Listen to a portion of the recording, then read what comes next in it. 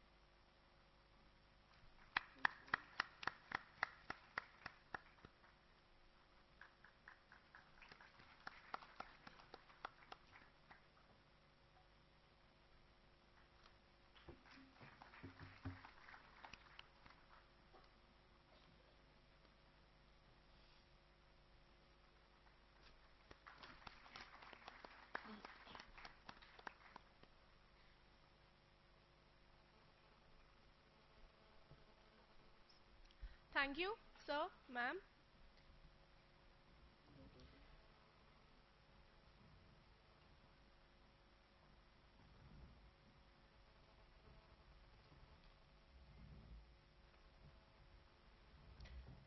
Mr. Vinay Mundada and Mr. Manohar Desai will now felicitate all dignitaries.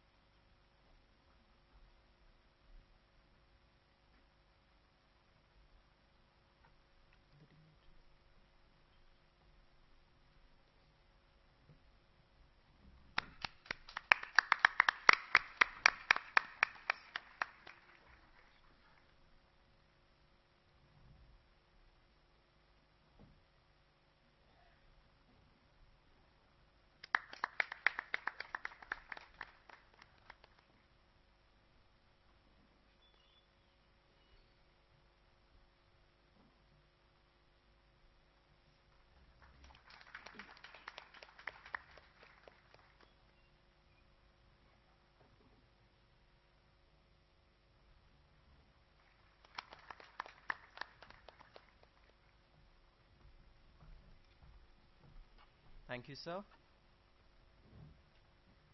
And now, ladies and gentlemen, we would like to welcome Professor Manohar Desai, Head of Department, Communication Design, Symbiosis Institute of Design, and Organizing Secretary, Typoday 2014, to please take over the mic and present us with a conference brief.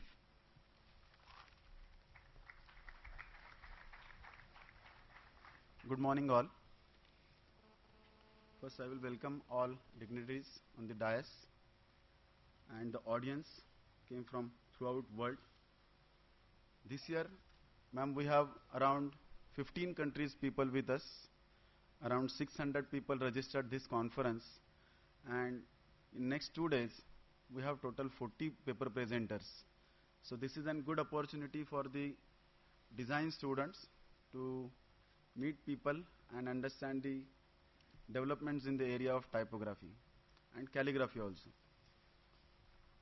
When we started working on this last year, myself and Vinay Mundada, both of us, we met Ravi Poi and Sri Kumar and kept the proposal of Typoday hosting, and they immediately accepted.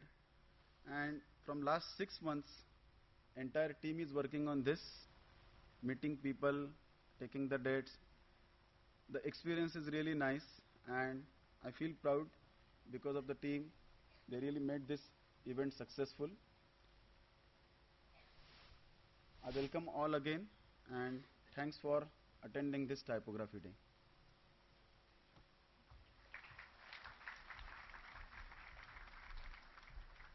Thank you, sir. We would now like to request Professor G.V. Srikumar from IDC IIT Bombay to please address us about the whole concept of an event like this.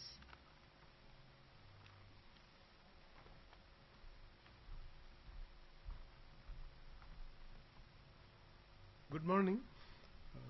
I was asked to give an introduction to the concept of Typography Day and how it evolved.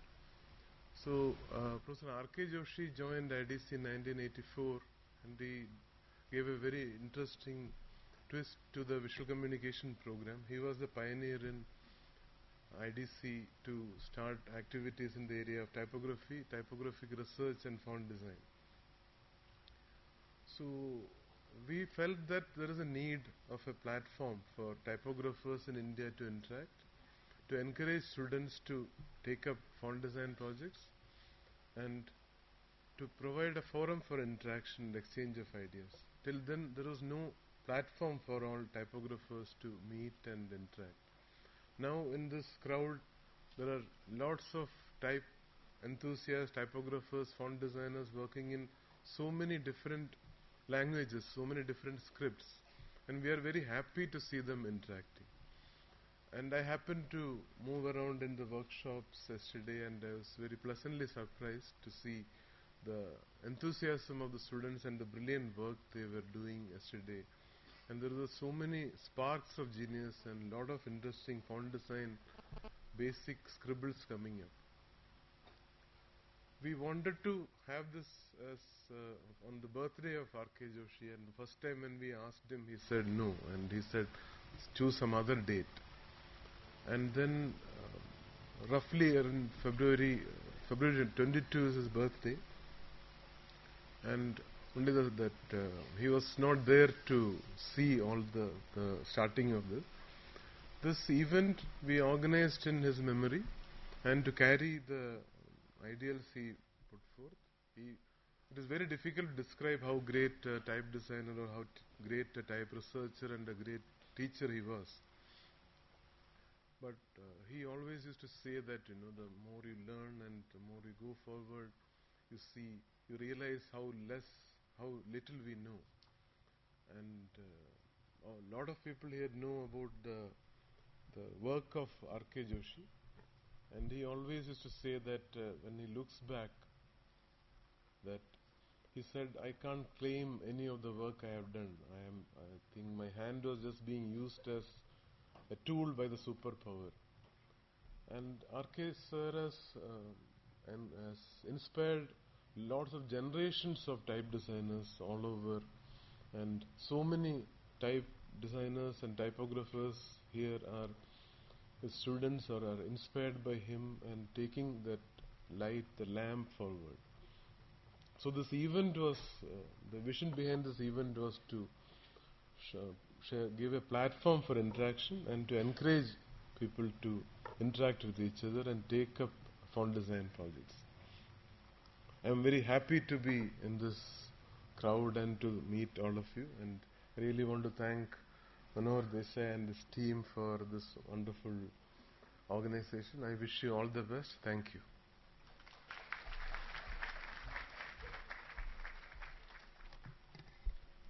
Thank you so much, sir.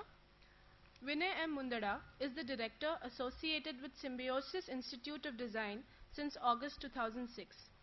He is a production engineer from VGTI, Mumbai University, and has master's degree in industrial design from the prestigious Industrial Design Center at IIT Bombay, Mumbai. We request Mr. Vinay Mundada, Chairperson of Typography International Conference 2014, to please take center stage, welcome the audience, and tell us a little about Symbiosis Institute of Design.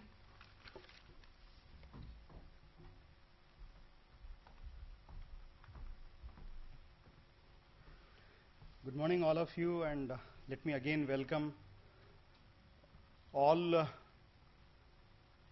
people who came from various countries, people who came to represent various institutes, organizations. As Manoj said, talked about the numbers. Numbers definitely look great. What's more important is we have a confluence of people who talk the same language. Language of design of a letter. And we are here to share their experiences, their knowledge. At Symbiosis, when we started working towards design courses, design curriculum, so we also made a small beginning by having courses in calligraphy, courses in typography.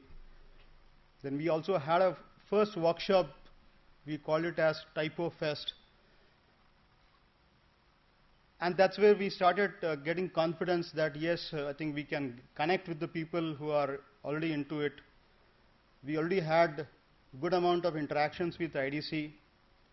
So we started interacting with IDC, Professor Ravi, Professor Sri Kumar and others, and exploring possibility of having an opportunity to host this kind of an event. So we are really thankful to Ravi and Sri Kumar with their support, with their guidance. An event of this scale is probably for us is a first experience. And we are thankful to all who really participated very actively in the workshops as well as the kind of participation we see today. Thanks a lot. I also thank our Honorable Vice Chancellor for the support from society, from university, Symbiosis International University, and all those who are on the dais, who are off the dais. Thanks a lot for your contribution and guidance. I again welcome you all. Thank you.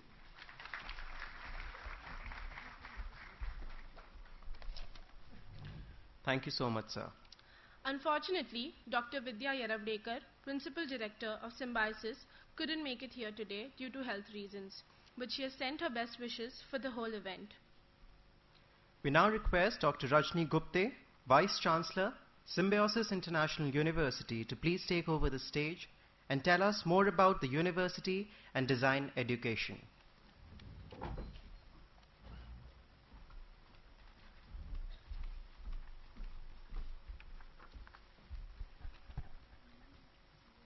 Good morning. Mr. Vinay Mundada, Padma Shri Dr. Ganesh, Professor Mahendra Patel, Shri Sudarshan Dheer, Professor Sri Kumar, and Professor Manohar Desai, international delegates from other parts of the country, from various schools in India, students of SID, faculty of SID, welcome to Symbiosis.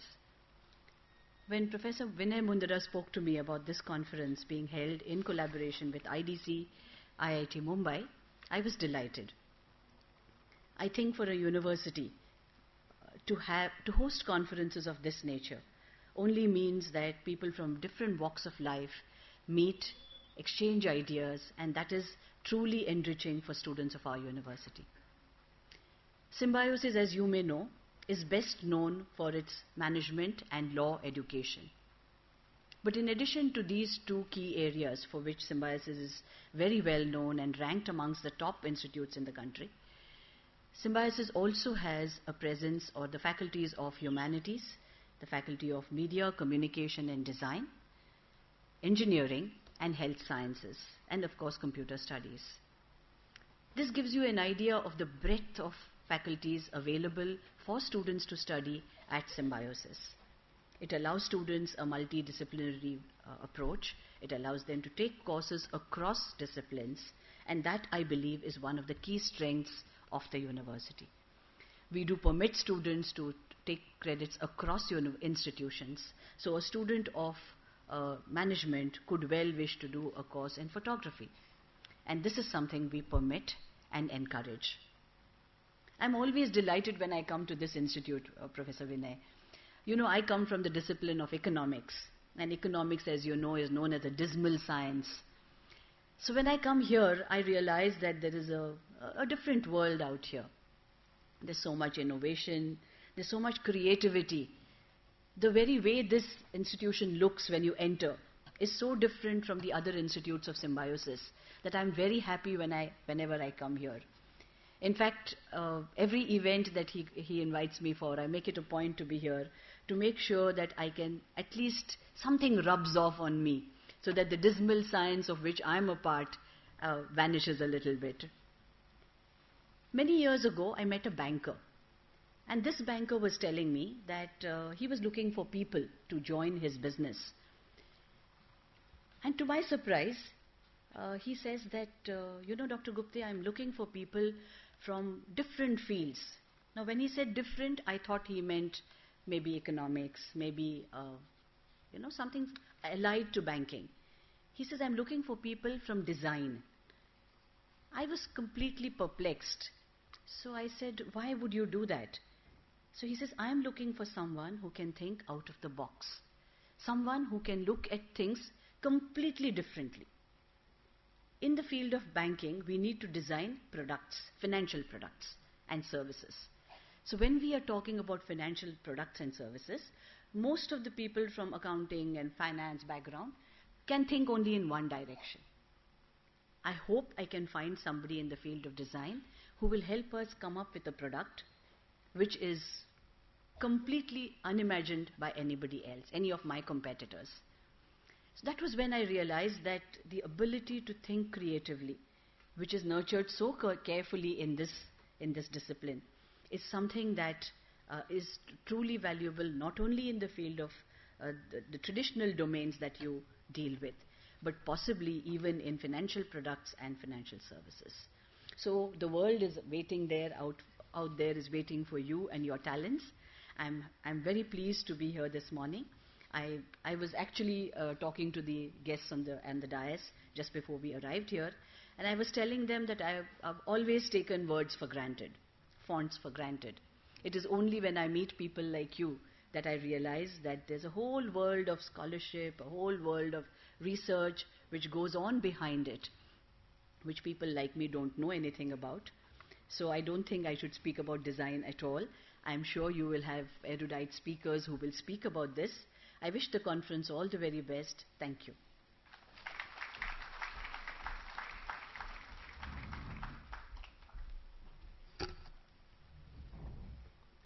Thank you, ma'am.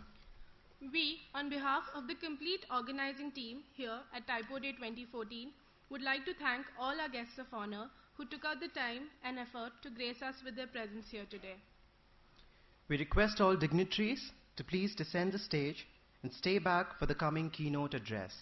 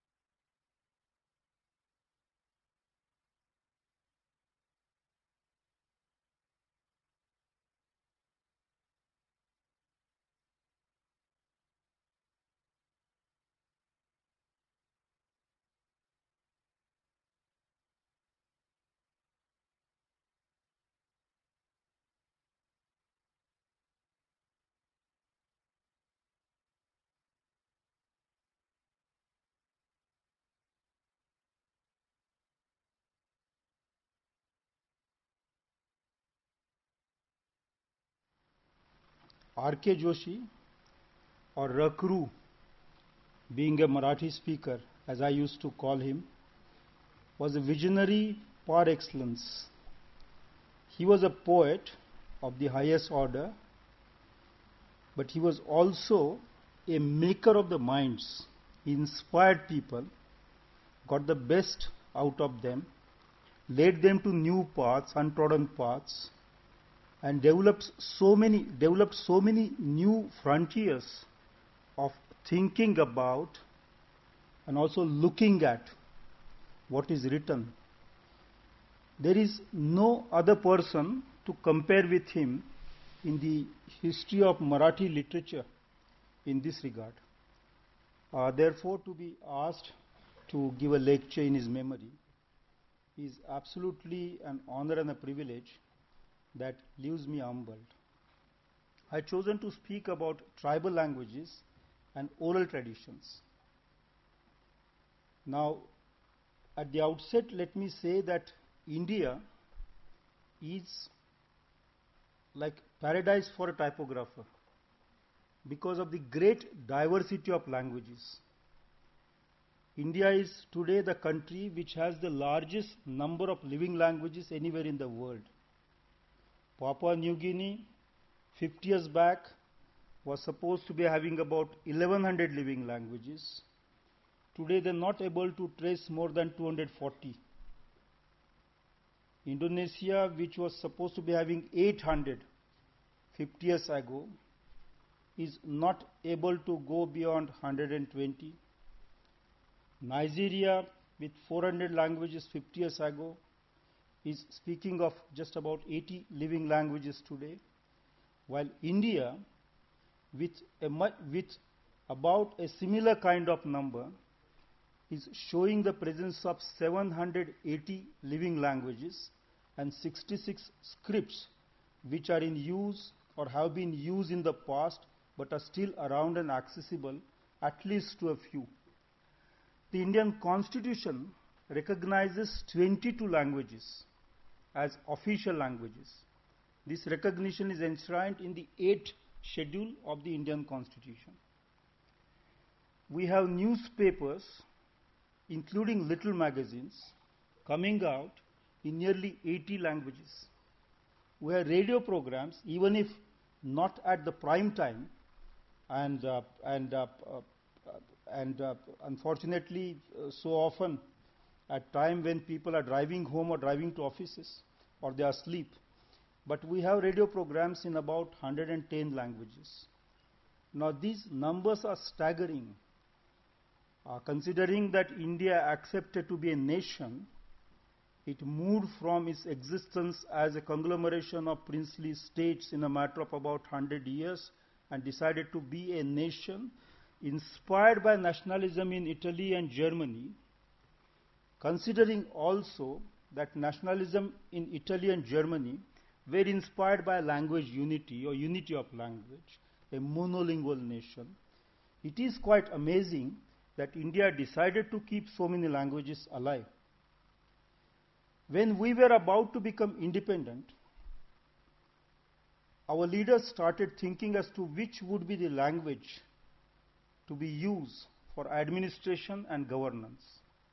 A lot of discussion took place for about 4 years in the Constituent Assembly from 1946 to 1949. For 4 full years, this discussion went on. From the second, all the records of the Constituent Assembly discussions are available to us. From the second meeting of the Constituent Assembly, the question came up in relation to the Northeast particularly as to whether English would be sufficiently effective as a language for communication and for administration.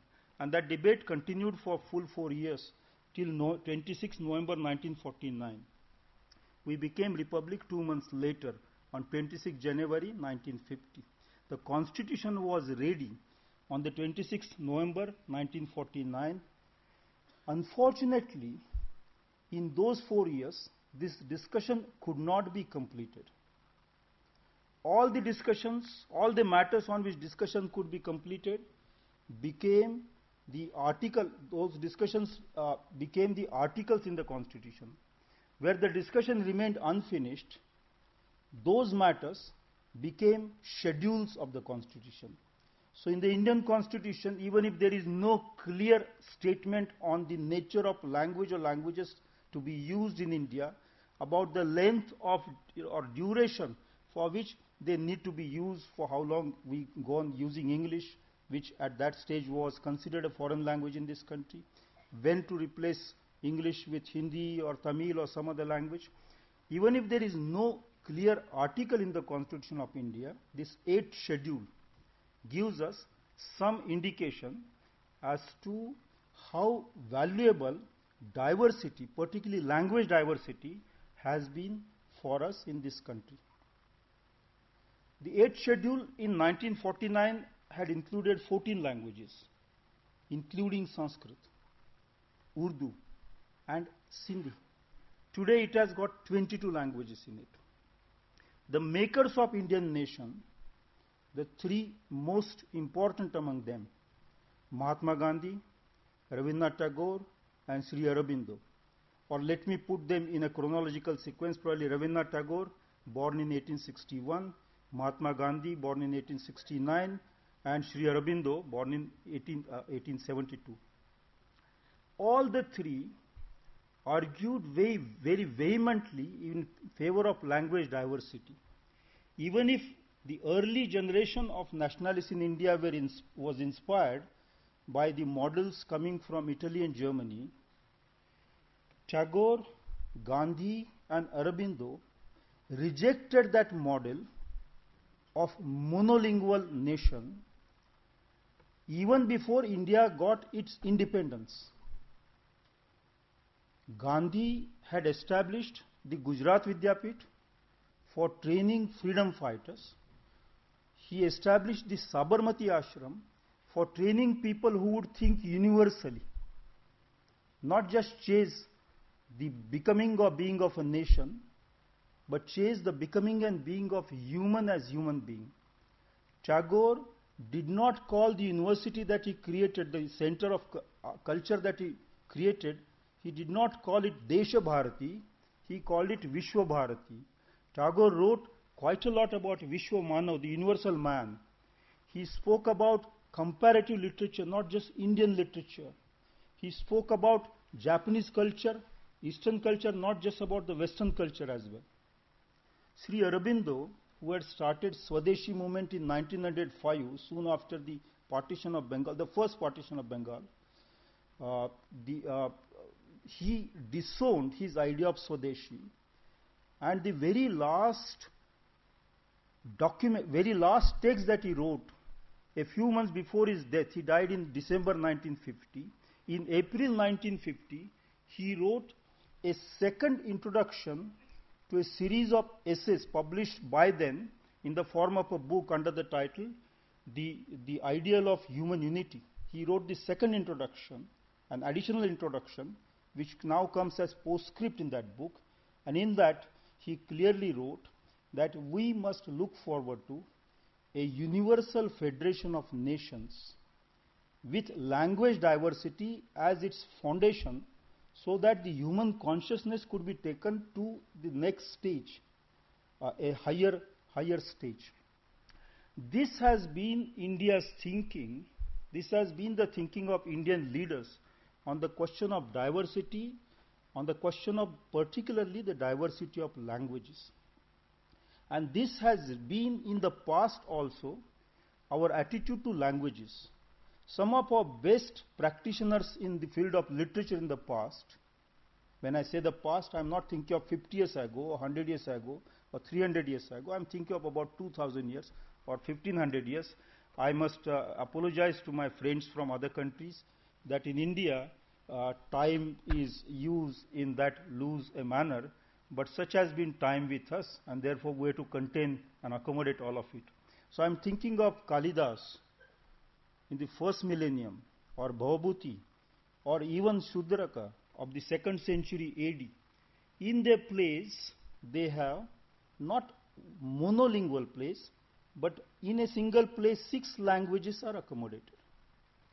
In the second millennium, Vishwanath wrote a poem using 16 different languages in the same poem. Asaf Vilas, a poem written after Asaf Khan's death, had 8 different languages in it. There was no interlingual barrier as far as literary creativity was concerned. When the Mahabharata was composed, at the maybe 1500 years before Christ, the composition of Mahabharata started. It settled about 2nd or 3rd century before Christ, when the first recitation of the Mahabharata, the known recitation of the Mahabharata, the record of which exists in the first book, the book of the beginning, just as every epic has a book of the beginning. In that book, the Adi Parva, it is mentioned that the Mahabharata was recited in 3 different languages. One was spoken by Shuka, another by Sanjay, who belonged to very different social classes, and a third by a person coming from a Paishachik or a forest dweller who was not easily acceptable in the cities. I mean, this man, the person who recited about 8,800 lines of the Mahabharata, would not have been acceptable in the cities because of his very weird appearance. Such has been the language diversity in our country, such has been our acceptance of languages, and particularly acceptance of other languages. Please remember that English has not been our language, but we should also remember that English came to us with colonialism, and there was a degree of injustice when English was brought here. When Macaulay wrote his minutes on English, just a few years before that, Elphinstone, who was governor of Bombay, had produced a report on education mentioning that there were about 5,000 good schools in Bombay Presidency run in Gujarati and Marathi, and yet those schools had to be replaced by English medium schools because of Macaulay's insistence on the use of English for higher functions of the mind. Despite that, we have to remember that someone like Rajaram Mohan Rai actually went out to England and pleaded for English education. Despite the fact that English has not been the language of this country, many of creative minds in India have been using English to the purpose of expressing themselves without an iota of discomfort. Such has been our attitude to languages. We do not relate to language as an external object or entity. Now, let me define here, for the purpose of easy communication, what language means. Language is the means of language is the means by which the consciousness, human consciousness, relates to the phenomenal world. One does not know if the world outside really exists there or not, or whether it is a fantasy created by the human consciousness. But whether it is fantasy or reality, we try to relate to that outside world, and any means by which we relate to that outside world is language. 2 faculties operate there. One is memory, the other is imagination. With the help of memory, we order time. We do not know if time exists or not. I guess that time, a thing called time, T capital, does not exist for tigers, camels, snakes, flies. But for humans it does exist, because we seem to have created time. We order time by using memory. We order space by using imagination. Thomas Hobbes, an 18th century English philosopher, 17th century English philosopher, described imagination as that activity by which we take images of objects inside our mind or brain or head or whatever it is, and then reshape them. And for Hobbes, imagination was a decadent activity, because images in the mind do not remain like the images of objects that there are. But imagination helps us to order space, because humans cannot feel through direct sensory perception, experience through direct sensory perception, the entire space. I cannot go and touch each one of you. But because I see those images, I know you're there. And you cannot touch my back. But you know that because of our ability for the ability called imagination. Memory and imagination aid the human consciousness to grasp the outside world, and memory and imagination therefore control our language behavior in a very substantial way. Humans acquired the ability to use voice or sound about 5 lakh years ago, about 500,000 years ago, to express meaning. For the first 430,000 years, the use of voice or sound did not gel into what today we recognize as sentences. Sounds related to objects, experiences, perceptions, slowly moving to the field of memory. But those isolated sounds, stray sounds, could not really refer to the silent spaces in between. Full sentences included silences as well as sounds. That happened just about 70,000 years ago. In the process of the evolution, if this solar system is about 600 crores old, if life itself is about 250 crores old, if making sound instead of using the eye or sight, using voice or sound is about 5 lakh years old. I'm sorry, for delegates from outside, I'm using Indian numerals too, but in short, these are big numbers. It is only 70,000 years ago that full sentences came into existence.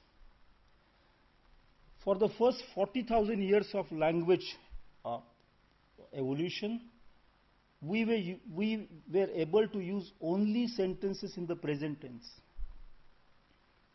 The past tense was extremely difficult because the human memory, the externalized memory, not just the memory function in the brain, but memory as in the social space, took about 40,000 years to develop. It took us 40,000 years of hard work to acquire the ability to tell a lie as against telling a truth, because referring to the present, referring to things which are present, is making a statement of fact.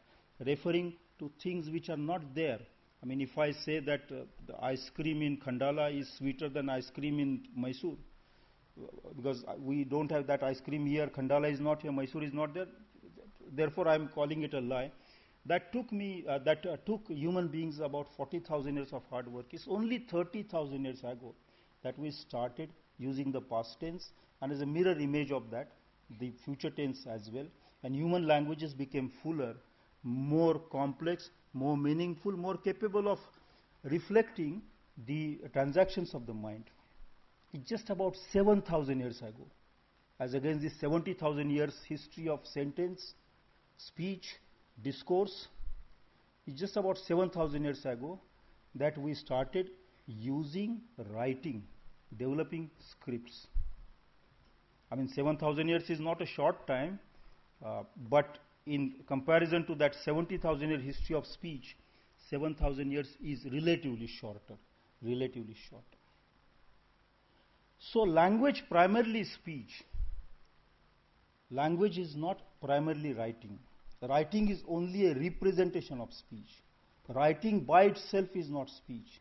Speech refers to objects, events, phenomena, entities, experiences. Writing only refers to language. Writing by itself is not capable of referring to, unless we get used to reading that writing as a replacement, as a substitute, as a surrogate for language as it is. In the development of writing, the economic mode of production, the economy of the time and the mode of production of that time played a very major role. Scholars believe that 10,000 years before our time, most of the human languages started dwindling. They started disappearing very rapidly. This happened and new languages started emerging. This happened because humans all over the world moved from simple hunting gathering activity to pastoral and agricultural activity. Now in hunting gathering the body posture is of one kind. In agricultural work the body posture is of another kind. For agriculture you must bend. The spine is exercised a little too harshly. We all know that the history of civilization is history of keeping the spine in a comfortable position. I mean, we come to the chair stage now. See? That is an evolution for us. So the spine is exercised too harshly, and what happens to the spine always affects what happens to languages. It is not just because the spine has all that neurological importance, but because the way we touch things, the way we feel things, the way we experience things, all that changes. So in this new economy of agrarian kind, humans had discovered seed, the importance of seed. Recultivation or cultivation with the help of seed became possible. And because the spine had to be exercised rather too harshly, humans invented ways of saving their labor, sparing themselves from labor, by saving a little bit of production and then plowing it back, putting it back to hire somebody else's labor. When hiring of labor became too complicated a business, it spread over several generations. It spread over several spots of land. It spread over several families or clans. There were not so many, not families so much, but clans or gotras or kulas or whatever it is. It became necessary to externalize the memory of this complex economic transaction, and that's what required making marks. And therefore, the most rudimentary form of any script, particularly those scripts which developed at the beginning of the script era of human languages, the most rudimentary forms of those scripts have been primarily numerals or numericals. I do not know what is the right word, numerals probably. It is the numbers that slowly became letters. They mainly became letters representing vowels, vowel sounds. Other consonants were added. Now please remember, in the Greek thinking, the distance between 0 and 1 is precisely 1. So it is exactly as much as 1 is, that abstraction. In India, the distance between 0 and 1 is equivalent to h or aspiration. Probably you know as students of script that in the traditional Sanskrit script, at the end of every sentence, the pause had to be indicated by using an aspiration, h. So it is not exactly as 1. And therefore, in Indian languages, a number of variations of 0 are available, like Shunya, Purna, Kh. If I may explain for a moment, for half a minute, these 3 different variations on 0. Shunya is a 0 with complete empty space. There is nothing inside it. Purna is a 0 which is filled with everything. And whatever you take out of that Purna, it cannot be reduced any further. Whatever you add to it, you cannot enhance it any further. It is perfection, or perfection perfected, if it is in the past.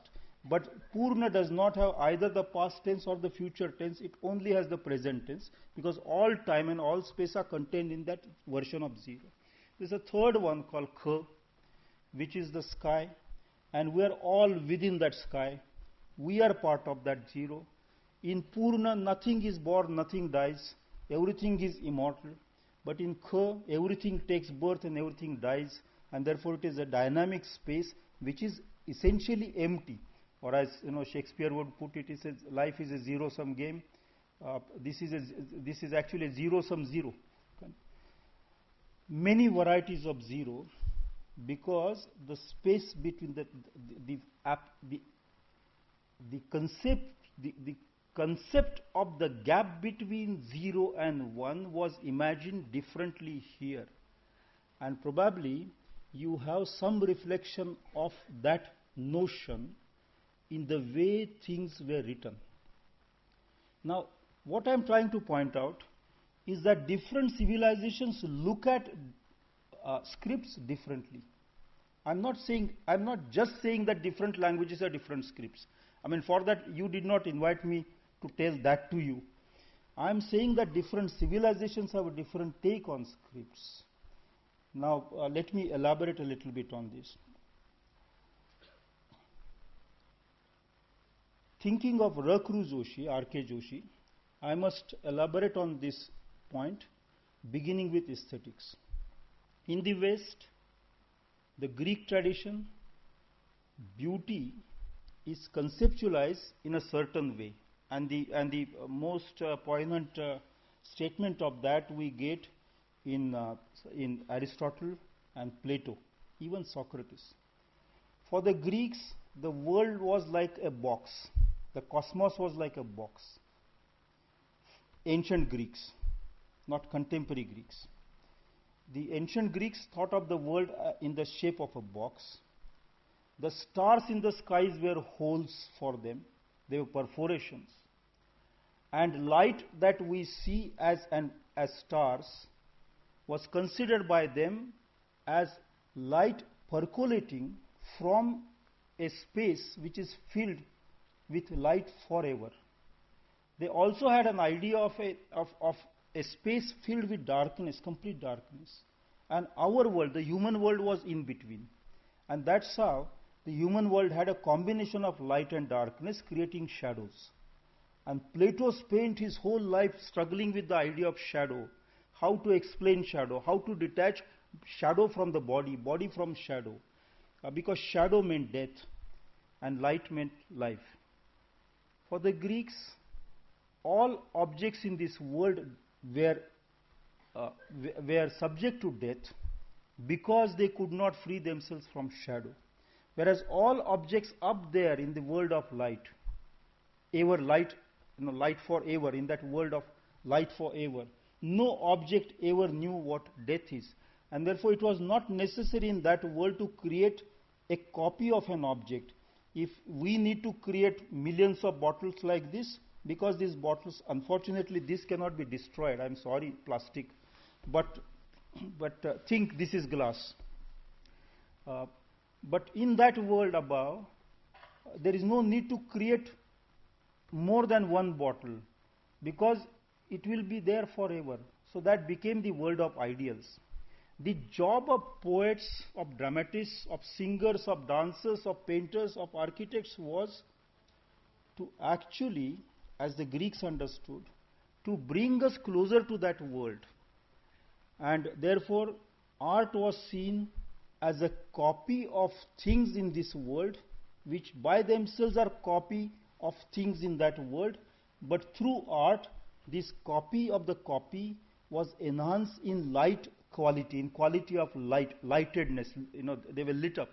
They were spiritually, they were intellectually, they were emotionally brighter, better, less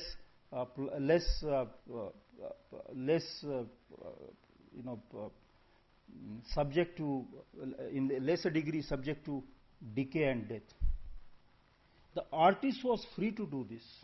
The artist had a role to play. The artist was expected to add that value to things. In the Indian tradition of aesthetics, this freedom the artist did not have. The artist knew that there is Brahman everywhere. Brahman is some kind of, think of it as substance, think of it as energy, think of it as an idea, think of it as an illusion. With whatever name you name it, that name won't be adequate. But Brahman is some kind of substratum for things, experiences, events, whether matter, mind or supermind, whether gods, Danavas, Manavas or Devas, animals, plants, things, Brahman is there. And therefore, if Brahman is there everywhere, then the writer, the poet, the dramatist, the dancer, the singer could not make Brahman any better Brahman than what it is. Therefore, it was for the artist only to explore that Brahman in things. The aesthetics of the basis of Indian aesthetics is in this rasa siddhi, rasa nishpatti. It is in the ability of the audience to seek rasa, to seek Brahman in the experience presented. The Western aesthetics and Indian aesthetics differ. Similarly, the Western attitude to language and the Eastern attitude to language, Indian attitude to language, I am sorry for using that large term, Eastern, I meant Indian, I meant a certain tradition in India. When I speak of the West, I am speaking primarily those cultures that have sprung up from the Greek and Latin cultures, and then maybe Christian, Judaic, philosophical traditions, and so on. I do not want to, offend anybody by oversimplification. But in the given time and at the speed with which I must go, I must proceed. I have to use this for the sake of convenience. The attitude to language differed. The Greeks thought of language in terms of metaphor. Metaphor is an icon, a symbol, a being, a life, a jiva, a kruti, a doing, a something, a statement, which in a strange way represents something else. It is precisely like, the ideal things in the world above are represented through arts. Whereas in India, if you go to a 4th century thinker on language like Bhartrihari, he speaks about Shabda as a token which is like an object you hold on the surface of a stream, ever-flowing stream. And in that stream you see an image of that object that you hold. Bhartrihari puts this question: when you remove that object, will the image be there? Obviously the answer is no. For Bhartrihari, meaning was like that continuous stream, not an assemblage of things. This metaphor idea of meaning has been dominating Western theory on language till the days of structuralism. In the structural theory of late 20th century, middle 20th century theory of language, after Saussure, after Lévi-Strauss and so on, the idea is that you have so many words put together, you take one word out, the remaining words will form a new formation, and therefore every remaining token will have a different meaning, different significance, different functions to perform. Whereas for Bhartrihari, you take any words out of a language or you add any number of words to a language, the total meaning, the semantic universe will not change. It will remain the flowing stream. Yet, that stream by itself is not steady. It is a flowing stream. It is not a still pond in which the mythological, that story of Echo and this self-obsessed person in Greek mythology, Narcissus, sees his image. It's not a still pond. It's a flowing stream. The attitude to language in India has been different from attitude to language in the Greek, Latin-based civilizations in the West. I have said that aesthetics in two parts of the world are shaped differently. Attitude to languages are shaped differently. And therefore the attitude to writing also are shaped differently. So very often I go to an Udupi restaurant. I am very fond of idlis, and at the entrance there is a doormat on which normally in red color, red ink, it is written welcome. I step on it, I clean my shoes and enter without any hesitation. If the owner of the restaurant were to write Shri, please tell me how many of us would have the courage to step on that word and walk inside. We would actually go around. letters are worshipped. Just as there is Brahma in everything, there is also Brahman in the minds of Sanskrit theories, in the ancient Indian theories. There is also Brahman in writing itself. And therefore, letters became gods. That has not been the case that has not been so in the case of, say, the Roman script. Letters have not become gods or deities there at all. Myths related to writing are different in different civilizations. Whether it's related to Persian script or Roman script or Brahmi-based scripts and so on. Rituals. When I was a child, I was born in a village in Pune district somewhere, and when I was taken to the school, there was a ritual related to writing, and unless I performed that ritual, I was not initiated in writing. That is not so in the case of many other scripts in many other parts of the world.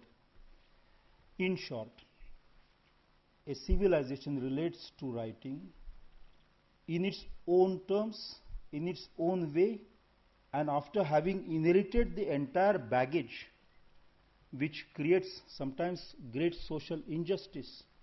In India, writing was used as a weapon to keep millions of people deprived of access to education, to health care, to simple, to habitation, and so on. And great cruelty came up because of this strange, sad, unforgivable use of writing as a weapon of social segregation. Yet, when we work on scripts of Indian languages, we will have to remember that we will have to take into account the traditions of aesthetics, traditions of thinking about language, and traditions of thinking about writing into account. Otherwise, we might end up, there's I am giving R.K. Joshi lecture, but the other R.K. famous Raj Kapoor, Mera Juta Hai Japani, Ye Patloon Englishstani, it will not become a symbiosis, it will become a hybrid, it will become an organically unrelated combine, which will drop off in the course of history fairly soon. Now the tribal languages in the country.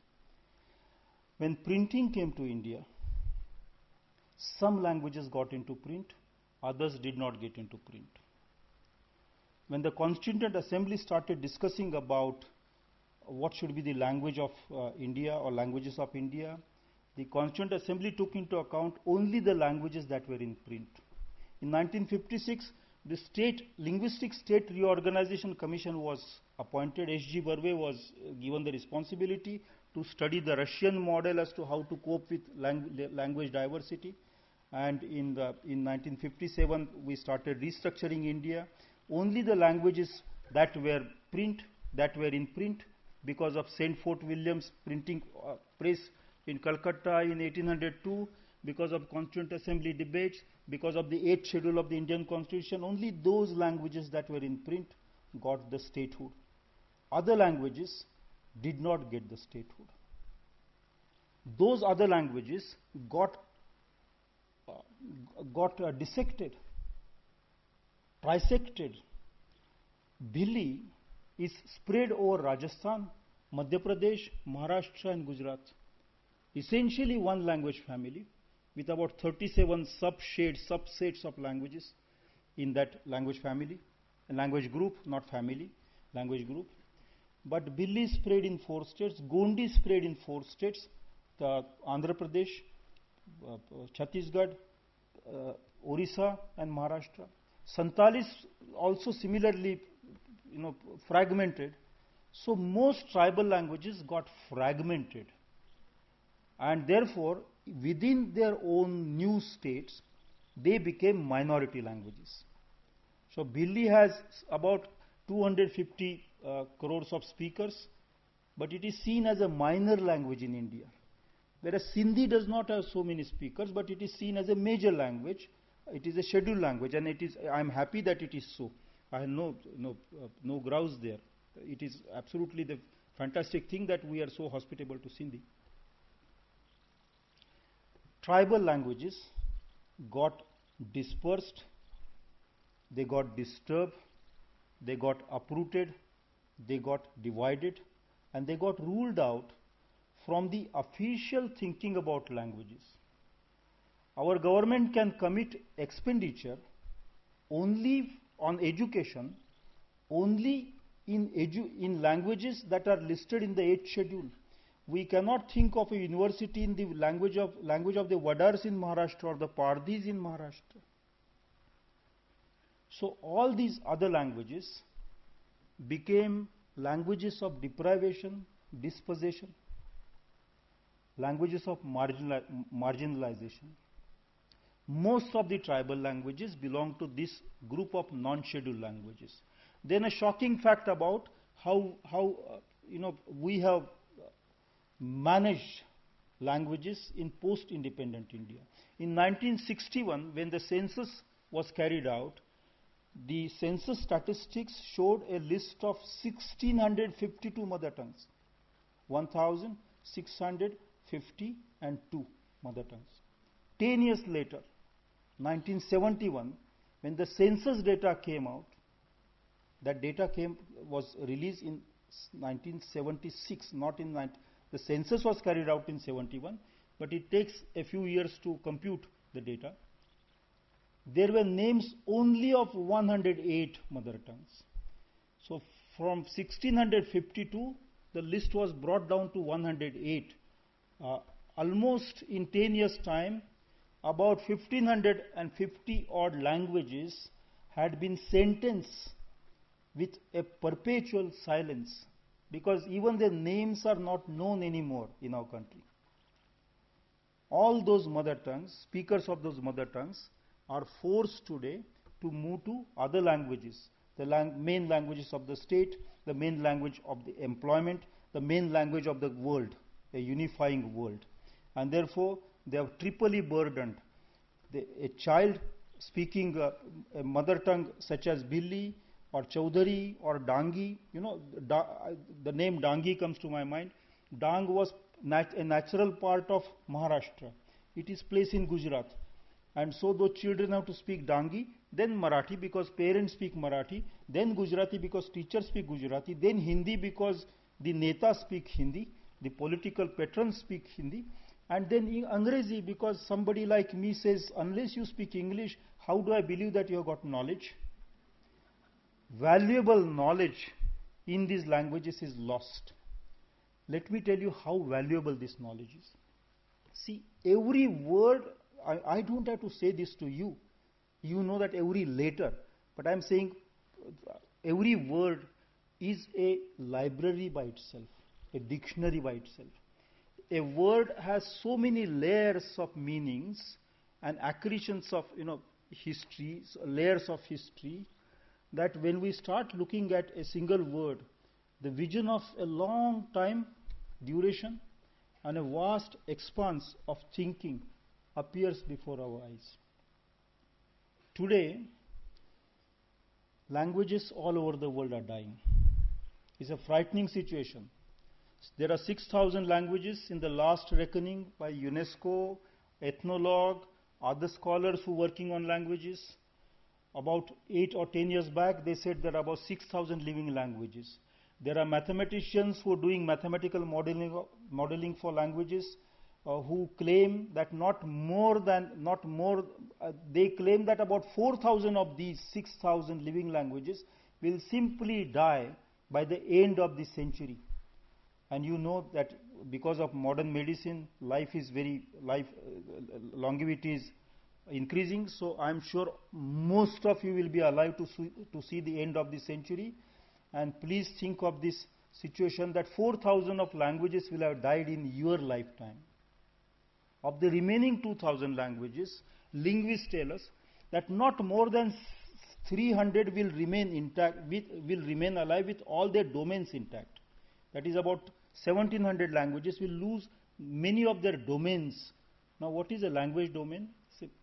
When I talk about market, it's a domain. Madam said about mentioned banking is a domain. Education could be law could be domain. Administration could be domain. Talking about joy and pain could be a domain.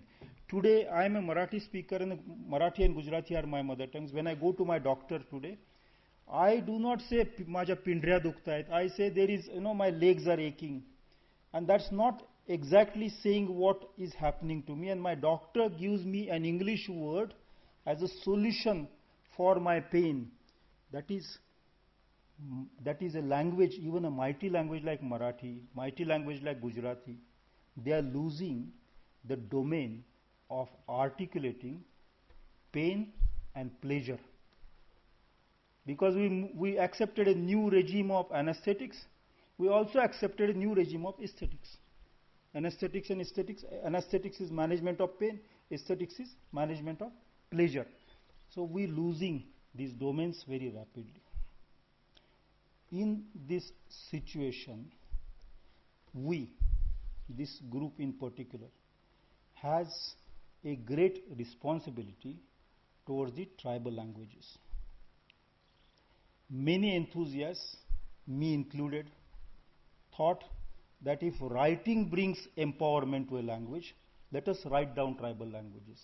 A friend of mine in Andhra Pradesh, or what used to be Andhra Pradesh at one time, now it is 2 states it seems, I don't know precisely, but she put 11 tribal languages into script. Her simple theory was use the state script. I put about 10 languages in using Marathi and Gujarati, tribal languages, in script, introducing some marks to indicate the difference in.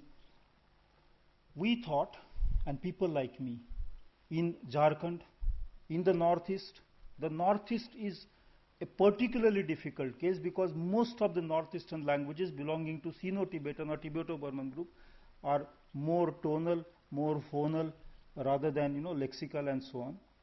And in writing they tend to lose. But all of us, many of us, people like me, I'm not talking of you, persons like me have been enthusiastically trying to place tribal languages into print, into writing, in order to empower them. Several disastrous effects of this are noticed. The first is when you standardize, when you use one variety of tribal language, that variety becomes standard. Other varieties are seen as lagging behind or as dialects. And therefore the totality of the tonality of that language is lost to a large extent. The other is that the state script probably conflicts with the spiritual inheritance of the tribes. Not all tribals believe in Brahman. Not all tribals have inherited their attitude to language from Bhartrihari or Panini. Their idea of divinity is different. For them, after death, for many of them, not all of them, many of them, after death, you do not go to another world. You just continue to be there, but invisibly there, in the same house.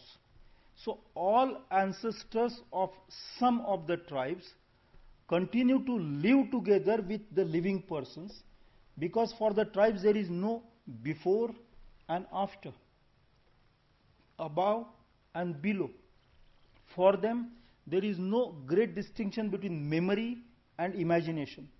Memory and imagination are rolled together.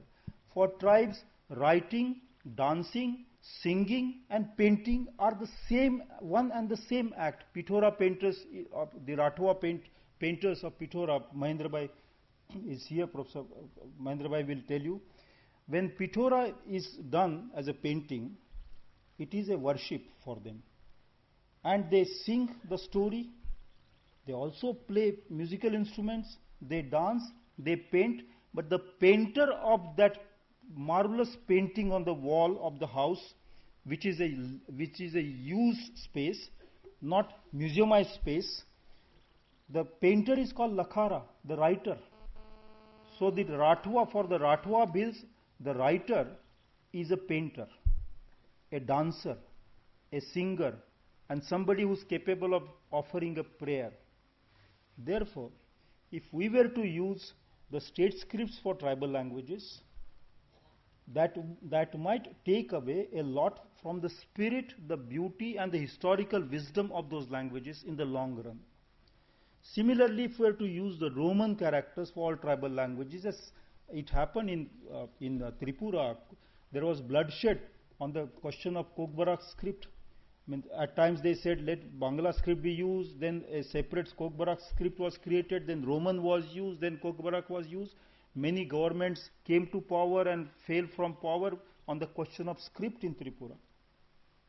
If we were to use the Roman script, then the spaces between the words, the unwritten spaces between the words inscribed in the use of Roman script do not tally well with the spaces between the words in tribal languages. You know that this event is called Typoday. It reminds me of an English word called prosody. Prosody is the rhythm, the music in a poem. In English, mainly 4 meters, iamb, anapest, trochee, and so on. Whereas in your languages, in India, you will have several meters,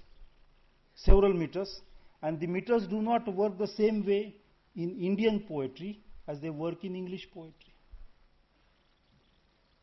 English is a stress accentuated language, whereas Indians speak monotonously. The spaces between two words in Indian languages are not the same as spaces between two Roman script based languages. And that is how in Sanskrit, whatever you call it, Kaschit Kanta Vira Guruna, this is a famous first line of Kalidasa's Meghaduta. It is all of that stuff is written continuously, but the reader knows where to stop. And that stops comes out of, as I mentioned earlier, that whole quantitative measure, that's distance between 0 and 1. If we were to use Roman script for all tribal languages, we would destroy the intrinsic measurement of spaces. And therefore, because in the case of tribes, imagination and memory, space measuring and time measuring are interlinked, we will also destroy the entire memory of tribes. If we were to use state scripts for tribes, we might get them into government jobs, but still we will be imposing a kind of metaphysics on them which will either Christianize them, Hinduize them, or vulgarize them, or whatever, but not allow them to remain their tribal self. And this diversity and variety that we have is immense. It is extremely useful for the rest of the world. Today, in the times when languages are dying rapidly, today in the times when India continues to be a language diversity rich nation, if we did not own the responsibility for retaining the language diversity, and if we allowed these languages to dwindle just because we are enthusiastic about technology, as in our case, or about education, as in the government case, or about literacy, as in the popular imagination, probably we might destroy orality and language for the sake of our insistence on writing alone. My plea is, let that writing be organically linked with orality. Let tribal languages be organically linked with their habitat. Let diversity be rooted in history and tradition which created and caused this great diversity. If we were to figure out collectively the ways and means of doing that, I can say with the greatest confidence that the world will stand up and say, hats off to you, Typoday participants. You've done the most marvelous thing that this world required during the last 70,000 years. This is today probably the most critical time, critical moment for human speech. And at such times, we require a great prajna, a great wisdom, a great patience, and a deep understanding. I do hope that through these events, you will enrich this prajna, understanding, and empathy. With that prayer, I thank you once again and stop here. Thank you.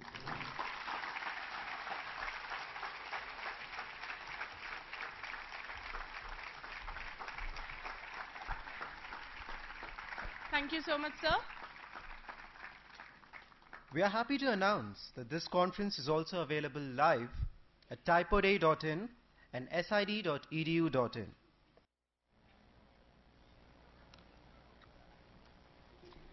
Welcome back, everybody. We have a treat for everyone. Typoday 2014 has a lot of surprises for you. An exhibition of winning posters of the poster competition Typoday 2014 has been in the SID building. We request you to please check it. Our first session is on experiments and exploration. The first session will be presided over by Mr. Sudarshan Dheer from Graphic Communication Concepts, Mumbai, India. Mr. Dheer is the Grandmaster of Corporate Communication in India, having contributed to his discipline for over 50 years. Many of the very well-established corporates have their identity designed by him. We would now request Mr. Sudarshan Dheer to please take over the mic and start off the session.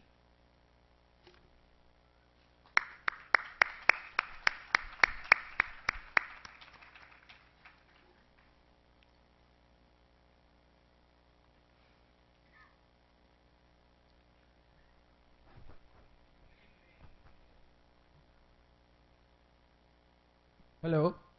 To begin with, I hope everybody is in his own sense or senses, because we are going to have a session on how senses influence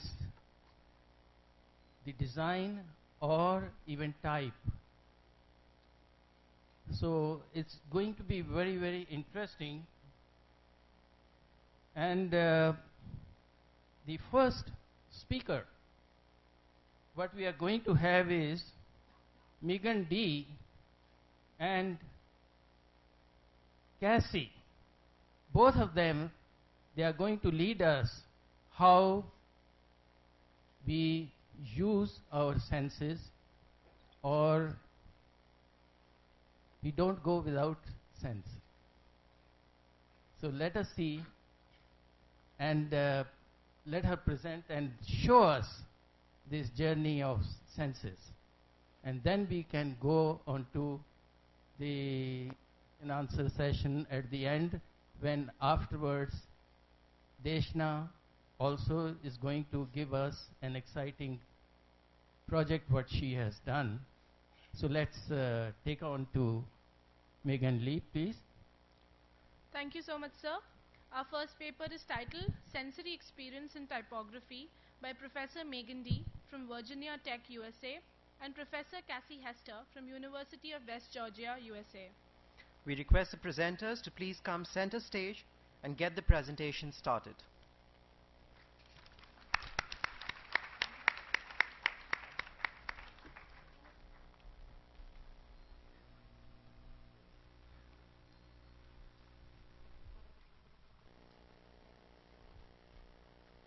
Hello, as mentioned, I'm Megan D, and this is my co-presenter, Cassie Hester, and we are here today to talk to you about sensory experiences in typography. Typography does not exist in a vacuum. We are all constantly surrounded by textures, contours, smells, sights, and sounds, and all simultaneously. For a design to break through the din, it must engage all of the senses. And the senses are all connected. You cannot eat a potato chip without touching it with your hands and your lips, tongue, and teeth. You will also smell the oil as you taste the salt and hear the crunch. While some examples might be less multimodal, your body is always experiencing the world through each of the five senses. The five senses are strongly linked to memory.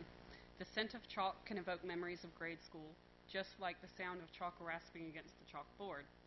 As designers, we often neglect many of the senses, but typography is a sensational experience. we should consider how users interact with designed objects and typographic forms, and how these experiences relate to all of the senses. Not only is design felt more deeply when it involves the use of multiple senses, but it also opens doorways to new creative territories. Typography is not meant to be just seen. It is also meant to be heard, smelled, tasted, and touched. Type being a visual representation of language makes it inseparable from sound and verbal communication. Typographic designers also feel type. They create and modify form, as well as interact with both designs and installations. On rarer occasion, type can be smelled and tasted. We eat type without thinking about it. For instance, we eat a candy bar. Does Hershey's taste like chocolate? Can a brand have a flavor? Does the taste change based on the culture in which it is experienced? Even the origins of typography are tactile. Letter forms being carved into stone and pressed onto paper. So, while the digital age might make us appear to be somewhat removed from the physical relationships, we still have haptic relationships. They've just evolved to smartphones and touchscreens. The user experience of design is a very personal one. Typography is the expression of language and a primary way in which people connect to one another. Type itself is very intimate, text perhaps even more so. I make the distinction of type as form and text as the selected words. As Paula Scher puts it, words have meaning, type has spirit. The combination is spectacular. Because of this deep tie to emotion and communication, typography is, by definition, expressive. Sometimes type needs to remain quiet, neutral, have the words spread a message and design be a crystal goblet. Other times, type needs to communicate a greater meaning. It can scream at you from a page or whisper in your ear. And other times, you need to find ways beyond visual representation to reach your audience. Advancements in interactive printing and digital technologies are giving designers more tools by the day. Simply by viewing this presentation, you are using sight. This is perhaps the most obvious connection to typography and graphic design, but I would like to take a moment and explore the other senses as they relate, particularly because no sense can truly exist in isolation from the rest, and because experience is heightened when multiple senses are fully engaged. When it comes to typography, sight and sound are closely linked. Type is the visualization of language. We're experiencing a little bit of technical difficulties, so please bear with us. Humans have found many ways of visually documenting sound. While this is primarily done through the use of letter forms, many other visualizations are common. For instance, the musical score, which is not there, perhaps the most literal visualization of sound as it takes into consideration loudness, length, and tone of sound.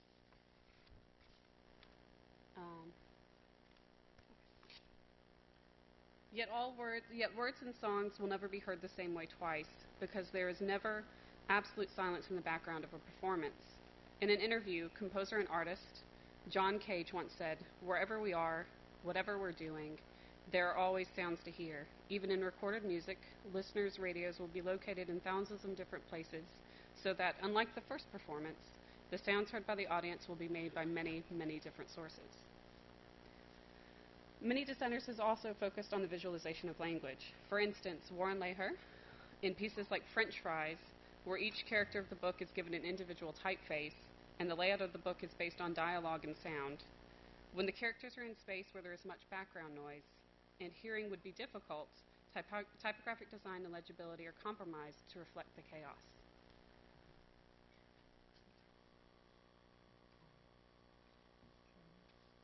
Smell, taste, and touch may not connect directly to typography as do sight and sound, but I believe that when you engage multiple senses, you more deeply connect to your viewers. So due to technological advancements, certain appliances can actually produce smells and text simultaneously. For instance, there's the clock, Hemaker Schlemmer's aromatherapy clock, that both displays the time while letting off lavender scents to help the user relax and fall asleep. Another prototype for a clock had a similar idea, where the clock always emitted a smell, and the scent changed throughout the day, so the user could tell, just from smell, what time of day it was. However, designers are rarely afforded the luxury of having smell be part of their work, but they can still evoke emotion based on the memory. For instance, when shown type that is rotting, viewers have a visceral reaction because of their previous experiences. Exhibition designers are fortunate in that they have the ability to fully control the environment in which their work is experienced. This enables them not only to control the viewing height, size, and etc., but it also allows the opportunity to control the smell of the surroundings. While you can invite a viewer to touch or taste something, you cannot force it, whereas a smell cannot be avoided. Taste. The other senses may be enjoyed in all their beauty when one is alone, but taste is largely social. Food makes a wonderful medium for typographic design. There's an excellent sense of play when you make something known, and then you turn it into something new, such as cookies. So, additionally, American language has many food sayings that designers can play off of. Easy as pie, eye candy, piece of cake. People also have many memories and associations made to food. If you see or eat a certain kind of cookie, it can send you instantly back to a time in your childhood when you were making cookies with your mother. And therefore, the use of food visuals with typographic design can enhance meaning.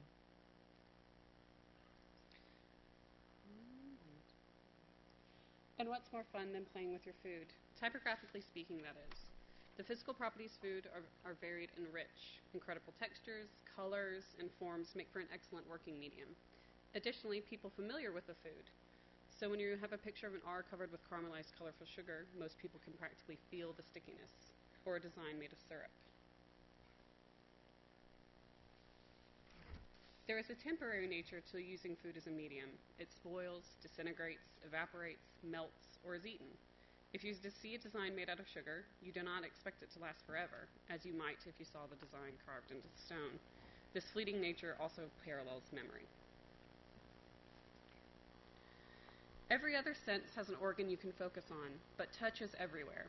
Touch is the oldest sense and the most urgent. If a saber-toothed tiger is touching a new paw to your shoulder, you need to know right away. Any first-time touch or change in touch sends the brain into a flurry of activity.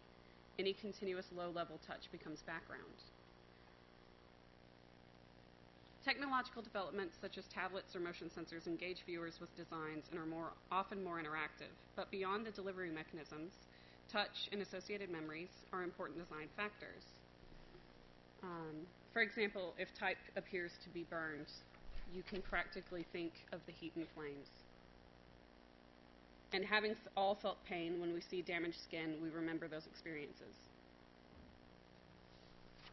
Yet associations to touch do not always have to be so extreme. Type can be rough and soft and many other possibilities. The scale of typographic design changes how we interact with it and how we touch it. For the most part, type is intimate. You rest a book in your lap, or you hold a phone in your hand. But type can be monumental, and a letter can be large enough to become a home to a bird, or a miniature golf course. I also believe that, in a way, all of the senses involve touch. We see because of the way the light hits our eyes. We smell and taste when particles enter our noses and rest on our tongues. We hear because of the physical vibrations in our ears. In essence, all we experience connects to how we touch the world and how it touches us. As Diane Ackerman puts it, the mind doesn't really dwell in the brain, but it travels the whole body on caravans of hormone and enzyme, busily making sense of the compound wonders we catalog as touch, taste, smell, hearing, and vision. As designers and typographers, we must consider all of the senses. In Jinsup Lee's TED Talk, Design for All Five Senses, he examines how various experiences relate to each of the senses. For instance, riding a motorcycle is a very engaging activity in that you see many things, feel the bike and the road, smell your surroundings, and hear the roar of the bike. As designers, it should be a goal to consider each sense in the products that we produce. I hope that when you create designs or typographic treatments, that you will not just consider the visual, but you will consider all of the senses as relevant to your design. When a design engages the senses, it appeals to viewers from multiple angles. Here are references. Some of which you didn't get to see, sorry. And thank you for your time. Thank you.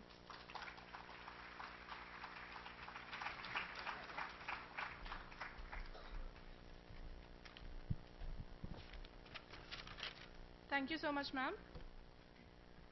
The second paper presentation has a very intriguing title. It is called From Within It, From Outside It, From Above It. It will be presented by Ms. Deshna Mehta. Ms. Mehta is the co-founder of Anugraha Mumbai, India. We request you, madam, to please come up on the stage and address us with the presentation.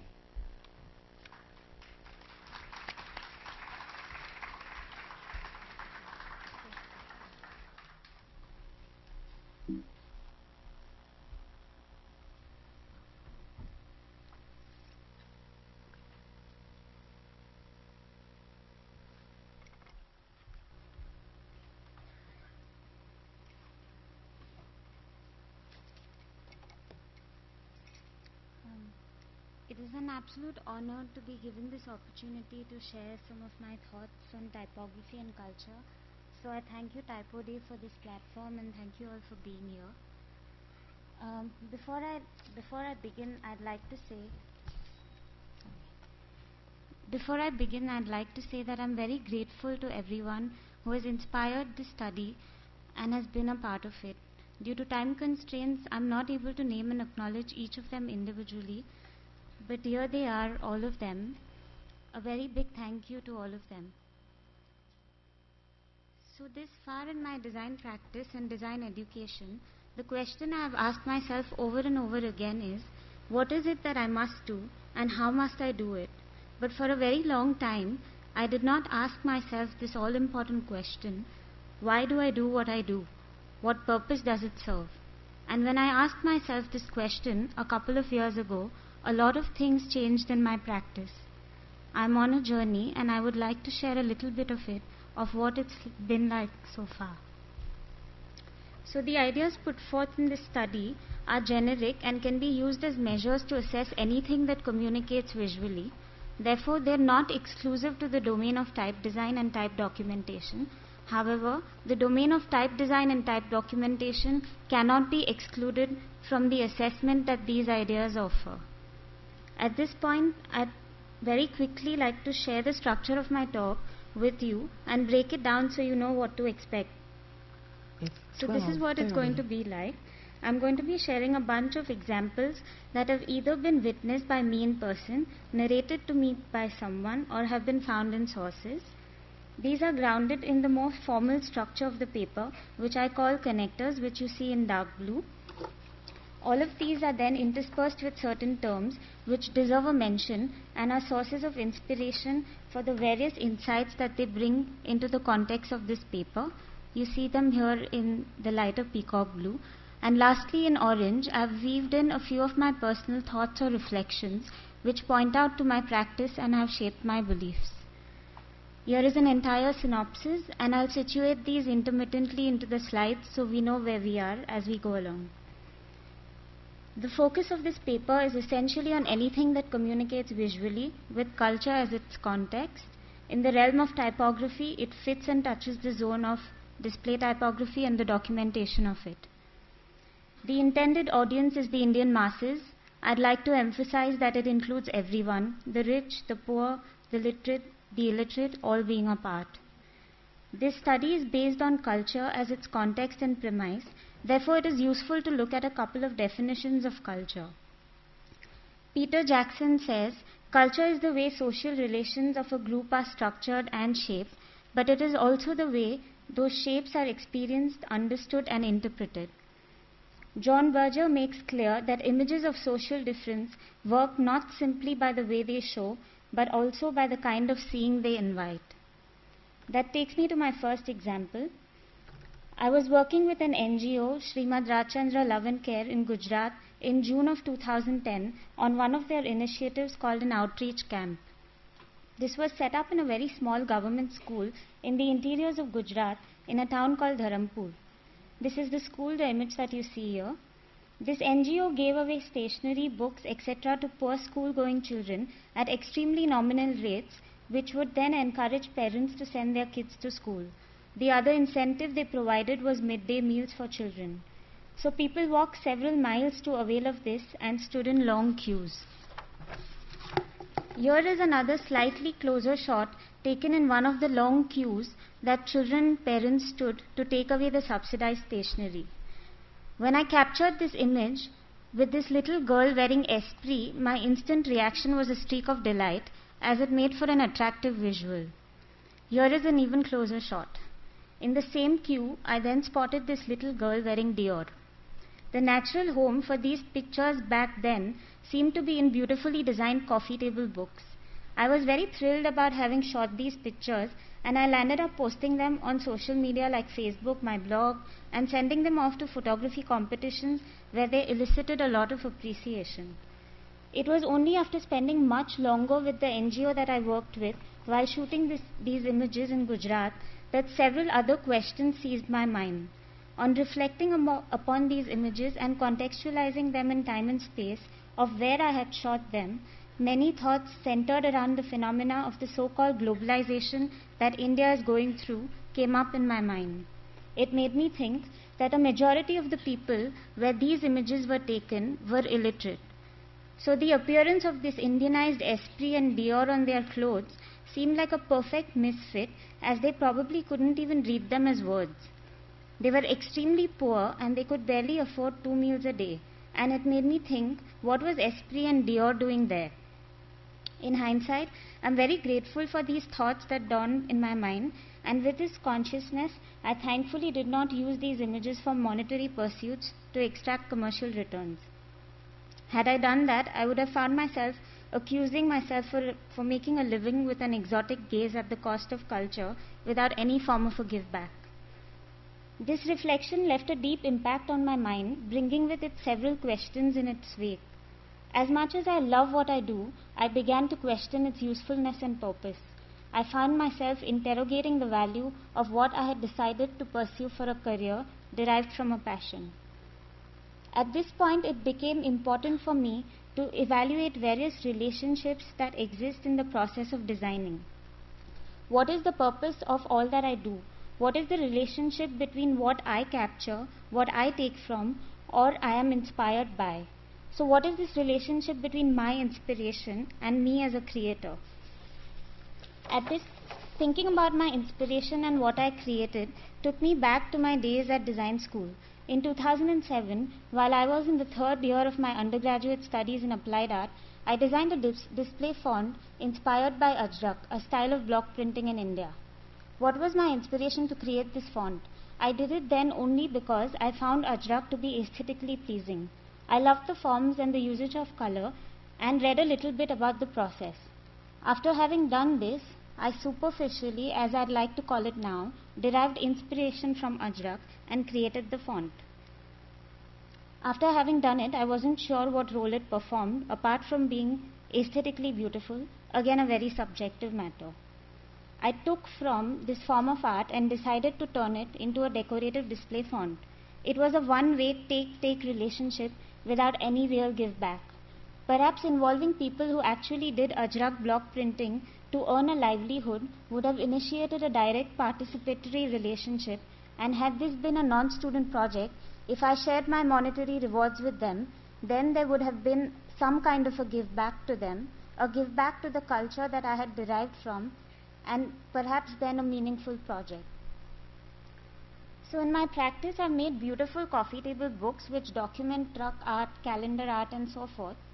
These were then looked at in posh hotel lobbies and lovely bookstores. But would these have made any sense to the sign writers who painted them each day and the truck drivers who saw them all the time? I derived my inspiration from them, but there was no real give back to them. As a maker in my practice, there was a clear one-way relationship with no give back to what inspired me, and in most cases it was Indian culture. So at a process level, meaningfulness for me began to stem through this, that there must be a mutually symbiotic give and take relationship between what inspires me and myself as a maker. The other relationship that I began to look at was the one between creation, that is what I design and create, and reception, the manner in which it is received. And lastly, whatever is received, how effective is that? It became important to evaluate all these relationships to find meaningfulness and usefulness in my practice at a process and at an outcome level. To direct my practice to this end, I began to ask myself, what is it that inspires me to create? What is my starting point? If my starting point was a problem, then everything I made or designed was a step towards its solution. And even if it failed, it would be a positive step in the attempt of finding a solution. If my starting point was a lack of something, then everything I would do would be with the aim of filling that lack or void. For example, a newly formed company needs a name and a logo to exist in the world and to be known. So in that case, by designing for them, I'm filling a void. So in both the above cases, that is solving a problem or filling a void, I was working towards fulfilling a need. However, if my starting point and inspiration was something that appealed to me at a subjective and aesthetic level, like the Ajrak block prints which made me create a font inspired by it, it needed an application to be used. This meant I had to create a need for it. So a lot of the other work done with this consciousness in my practice required me to create a need. It made me think, what's the need to create a need? When in a country like ours, several problems need to be solved and several voids need to be filled. Perhaps it would be a lot more productive in using design thinking and design skills to fulfill needs. Thus, meaningfulness and usefulness for me clearly became about fulfilling needs as opposed to creating needs. So at this point, the term Auchitya deserves a mention. The emanation of any form of design is from a need. This is clearly explained within the Indian concept of Auchitya, an abiding sense of universal appropriateness, the nearest translation of the term. Each object emits system or microenvironment seems to have been created to perform a specific human function, whether physical or psychological, literal or symbolic. There seems to be a purpose-driven rationale while designing for a need as opposed to creating a need for having already designed something. This takes me to my second example. Christopher Pinney, an anthropologist and art historian, spent a lot of time in Madhya Pradesh working amidst factory workers. He described an incident that first made him take photography seriously. While he lived in Patrana in Madhya Pradesh, his neighbor Bhirulal requested Pinney to take a photograph of him. Pinney remarked that he was an unrealistic romantic chap and he wanted to capture that quality of Bhirulal in the photo he took.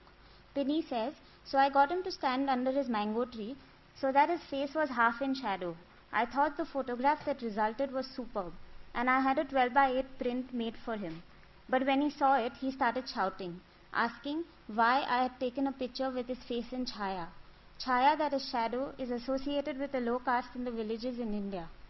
That was when it struck him that there was something there worth studying, a local aesthetic of legibility that was offended by shadow by contrast. This highlights the significance of a shared state of mind which overpowered a shared visual style, a recurrent characteristic within an Indian context. It would be appropriate at this point to introduce the term corpothetics, corporeal aesthetics, coined by Chris Pinney. Pinney quotes Anthony Forge, who states, the relevant question becomes of not how images look, but what they can do. This doing and what design communication can do, for me, passes off to be an apt parameter to assess usefulness.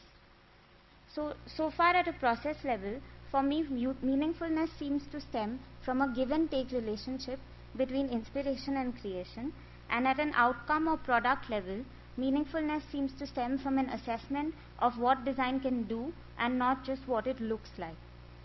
I'm interested in using the concept of corporathetics as a self-imposed criterion to examine the practices of design and communication, typography being a part. This takes me to my next example. I was traveling with my grandmom. We were on a flight from Mumbai to Goa. I noticed my grandmom, who sat next to me, flipping through the in-flight magazine. Within a couple of minutes, she stopped flipping. I saw the magazine placed on the open table in front of her, and she had gotten her hands together and had begun to pray. I was quite surprised by this sudden change within the spur of a moment from the act of reading a magazine to praying. I looked closer only to realize the spread of the in-flight magazine that lay open on her table had an article on the shrine of a god along with a photograph of the idol. Just the appearance of that shrine had changed her action from reading to praying. This is an example of what an image does or what action it induces. This is so dependent on the understanding and perception of the receiver, which is shaped by their cultural beliefs and upbringing. It is from these Indian roots that the common belief systems of the masses have been shaped. When these insights are considered and used as inspiration, it will guide us to provide meaningful solutions which are relevant to the masses. Here the word context comes into play and is of prime importance. Professor S. Balram in his book Thinking Design says, since meaning is in the mind of the beholder, whoever wants to render something understandable must either communicate with or educate that beholder's mind, or make use of myths already existing, beliefs already held, or meanings already familiar to the mind of that beholder. My next example is from the Kumbh Mela in Allahabad. It is something I witnessed. Last year about this time we were working on a project there, and as part of the field work for it, a lot of time was spent in interviewing people at the Mela. So one of the camps at the Mela housed a Moni Baba who had been in silence for 30 years. Here is a photo of him on the extreme left. We had the opportunity to ask him a few questions, to which he had monosyllabic responses which he drew onto sand. There was a saffron-clad saint who sat next to him. He is here in the center. He was Moni Baba's disciple, and he interpreted and translated what Moni Baba drew onto sand, and he explained it to us. So after we finished interviewing Moni Baba, we interviewed this man separately and asked him a few questions. Then we came across this other man with the turban who bows down to this saffron-clad saint. So now there was an evident hierarchy. The saffron-clad saint considered Moni Baba as his guru, and for this man with the turban, the saffron-clad saint was the guru. We then landed up interviewing the man with the turban. After we spoke to him, we asked him his name. He said Sukhdarshan Singh Ji. As he responded, I immediately scribbled it down on the back of a paper I had with me. I realized we had forgotten to ask the saffron-clad saint his name, and it was important for us to have it for the purpose of documentation. So we asked Sukhdarshan Singh Ji to tell us his name. He responded and told us that his name was Sant Narayan Puri Ji. So as I put pen to paper to write down his name below, I was taken by surprise when I heard a sudden loud "Arey!" Sukhdarshan Singh Ji looked at me disapprovingly and questioned how I could write Sant Narayan Puri Ji's name below his. He assumed that I should have known that it is only respectful and appropriate to write a saint's name above a devotee's and not below. So I had to cancel it and write it above. Melville Herskowitz reminds us, judgments are based on experience, and experience is interpreted by each individual in terms of his own enculturation. This takes me to my last example. This incident was narrated to me by my mother. She spotted a beggar woman outside a temple praying in front of an empty penguin-shaped dustbin bearing the letters "Use Me." It was a bit like this dustbin that you have here on campus, except that it was a penguin. I don't have a picture of it, so here is a sketch. My mother kept observing her, and after a while, this old beggar woman who was praying to the dustbin now garlanded the dustbin. Gods in Indian mythology are associated with different animals which serve as symbolic vehicles of the gods. She mistook the penguin to stand for God's vehicle, and she thought it was a part of the temple shrine. Being illiterate, she couldn't read the words "Use Me," hence the repercussions. It is beneficial to note that in the Indian context, the Western form of separation between religion and culture has not occurred. So all these examples speak of several cultural beliefs which make people behave in a certain manner. To understand these and the context from which they emanate is of prime importance for us as designers to cater to them better. To address the above issues, I would like to now share a few different ways of seeing, and awareness of these different ways of seeing would prove to be meaningful in receiving and designing communication contextually. These would ultimately help to meet the bars of usefulness set at the beginning of this study. So to start with, Pierre Bourdieu's theory of distinction. Bourdieu reveals that there are 4 ways of classifying people: people who have economic capital and cultural capital, and the dominant class and the dominated class. So the people who have economic capital are basically business owners, managers, corporates, multinationals. They are the ones who have the money. And then there's people who have cultural capital, intellectuals, artists, writers, musicians, and so forth, and they define the culture scene of the country. Now the dominant class has either economic capital or cultural capital or both. And the dominated class has neither economic capital nor cultural capital. That is, they are neither affluent nor educated and lack both. And most of the Indian population falls into this bracket of the dominated class, that is, they do not have economic or cultural capital. Their requirements and struggles are those of necessities and survival. I've realized that in my design practice this far, I've only and mostly catered to the few who have the economic and cultural capital or both. So I've accorded form over function and manner over matter very often. Within this zone, touching on the idea of taste, my taste has so far defined itself by negating the taste of necessity of the working classes. It's almost like a confirmation. I'm not a DTP operator, so I have a certain taste and therefore I'm a designer. And clearly the masses can't afford me. It is because of this that my practice hasn't been very meaningful, and in its impact it has on the masses. The second approach, the proposal is then to derive from people and to cater to them and not just derive from them.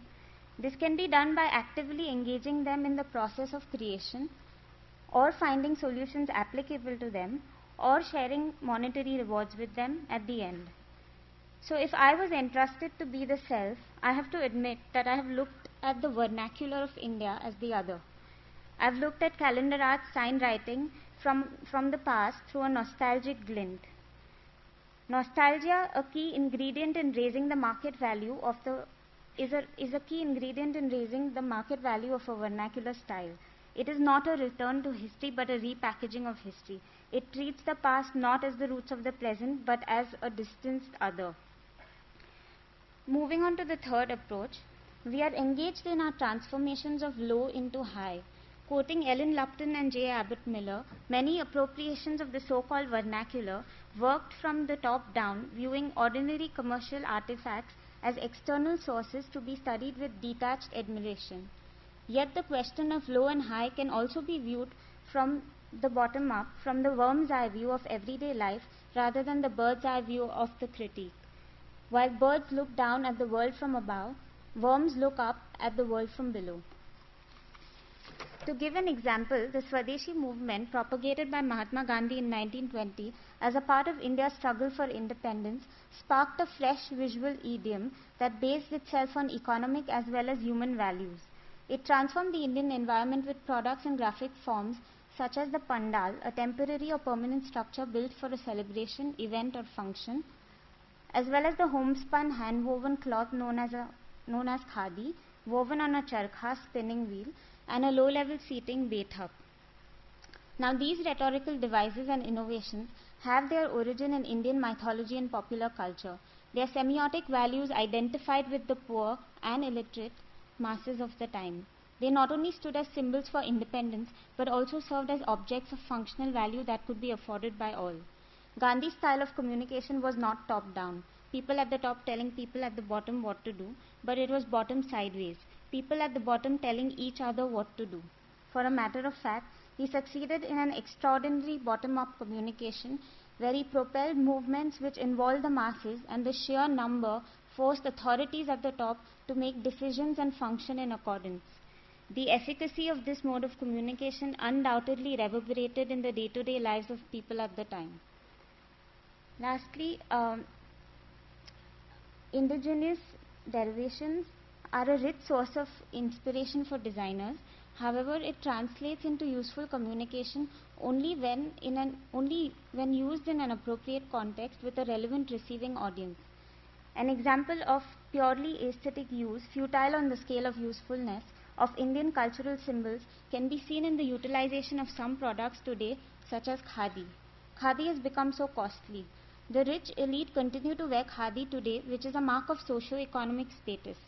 With this change in context, the very product that was once a symbol of equality is now a symbol of its opposite, a means to differentiate the rich from the poor. The change in meaning of the Gandhi cap from a unifying symbol of members of the liberation movement to the symbol of corrupt politicians is prominently visible in the country. Miniature models of charkhas, spinning wheels which were used by the masses in the Gandhian Swadeshi movement, are seen in drawing rooms as showpieces. Thus, the semantic value of a charkha has changed from an active working symbol to a passive decorative element. So with the fear of exoticizing the picturesque, exotic, magical, dramatic culture of India, the indigenous route must be used with heightened consciousness and sensitivity towards its receivers. I'd like to sum up my presentation by sharing this installation done in 2011. It was called Frames of Reference.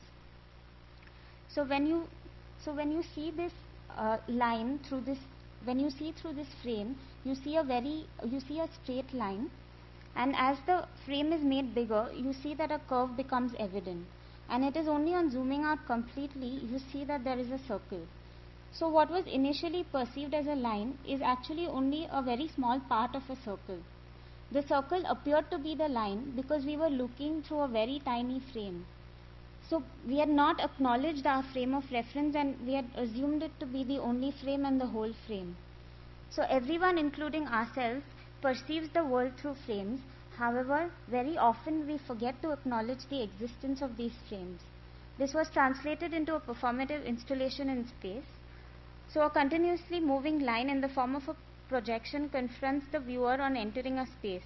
You try to find out where this line is coming from. Navigating through the installation space, the viewer finds that the source of this line is from a camera on a tripod.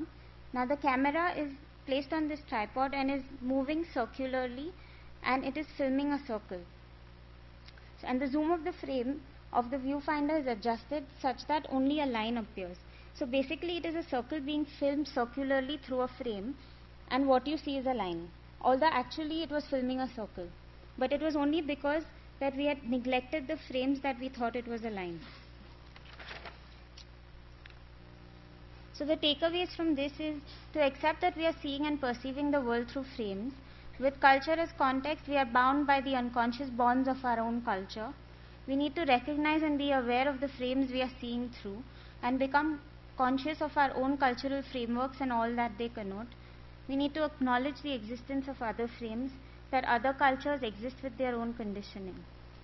So in short, we must accept, recognize and acknowledge the context which we operate from, for and within. Michael Wolff, co-founder of Wolffolens, speaks of context in a different manner, suggesting designers must put themselves in the shoes of people they design for and not forget to remove their own. The agenda, the rhetoric and the concerns expressed in this study are clearly from a standpoint of usefulness of design communication for the Indian masses. I would like all of you all to know that I am cognizant of the frame that I am looking through and I am mindful of the fact that there could be several other angles and approaches of looking at the same piece of work. What might seem a pertinent specimen to critique through this frame of usefulness may prove to be an excellent piece of design when viewed purely from an aesthetic standpoint and it may elicit different appreciation and connotation. So all the examples stated in this paper have required a distant, almost exotic gaze to identify them. The consciousness of this exotic gaze is the first step to be able to operate from within a context and not view it as the distanced other. Thus the very first images spoken of in this paper, with the appearance of the Indianized esprit and Dior, spotted on clothes of small girls in small towns, were initially utilized and seen in a manner that would render my practice as ineffective from a usefulness give-and-take standpoint.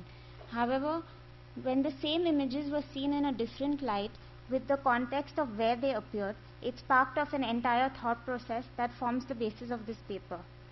Coming back to where we started, Ellen Lupton and J. Abbott Miller in their book Design Writing Research state, designers could find a place to speak from within culture and not position themselves outside and above it.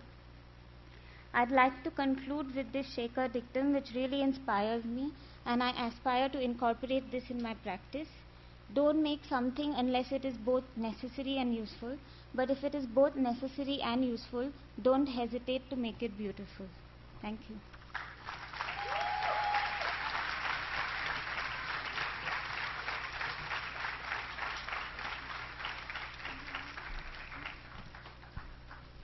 Thank you, Deshna.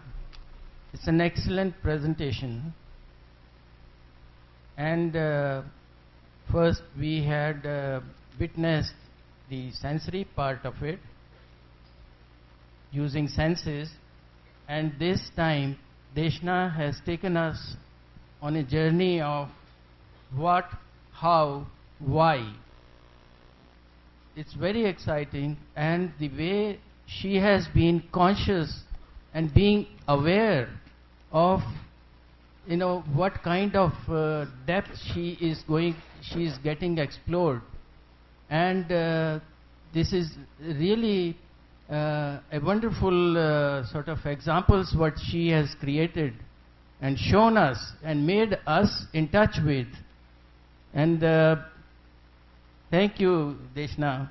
And I'm sure she has a very way ahead to explore the whole country like this. The kind of depth studies what she is going through, it's going to make really a dent on everyone's thinking. It is like when you see this truck driver or even tribal. It's all right as a designer, you are getting excited, but you are only taking, you are not giving. So the question with her is how to give back. And an excellent example what she has given is about Ajrak, type which she has designed. It reminds me of Dr. Ganesh, what he had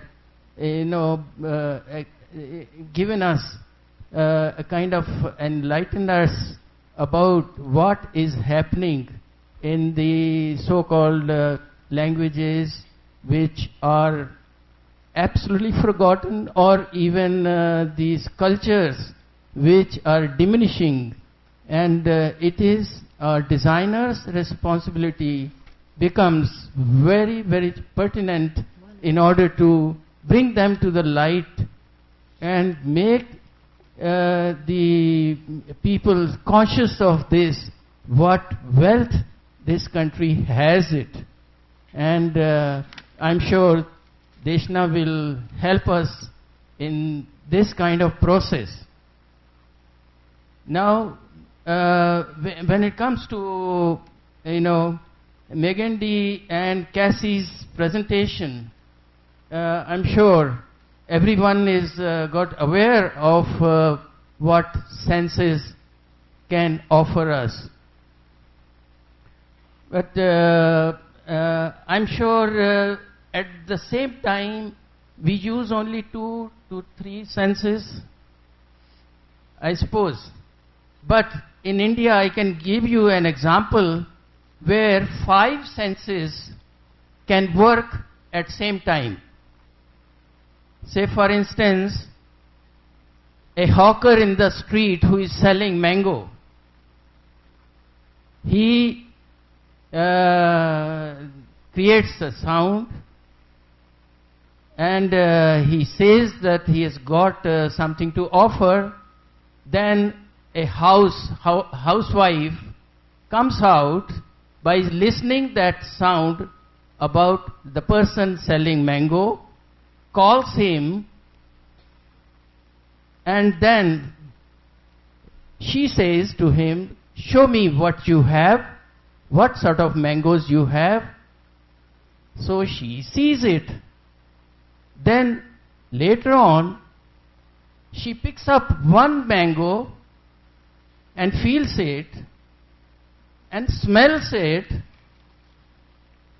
and then she says, okay, looks like nice mangoes, but I will taste one and then only I will buy. So this is how in India we can use 5 senses all together at one instance. So wonderful examples what you had given, and making us go even backward, and this was wonderful. Now we come to question answer sessions. Please make it short, to the point, and you can ask any of the presenters to ask any question. You are free to ask.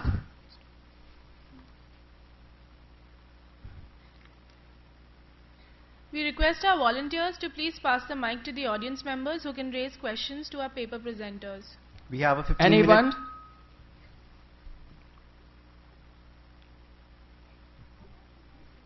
I'm sure you have lot of questions, but someone... Yes, please. Hello. My question is for Deshna. Thank you for the very thought-provoking talk. I mean, I think it's really left us all to go back and look at what we are doing as graphic designers and start questioning what we are doing. My question to you comes largely out of curiosity to know how are you incorporating the ideas that you shared with us today in your practice?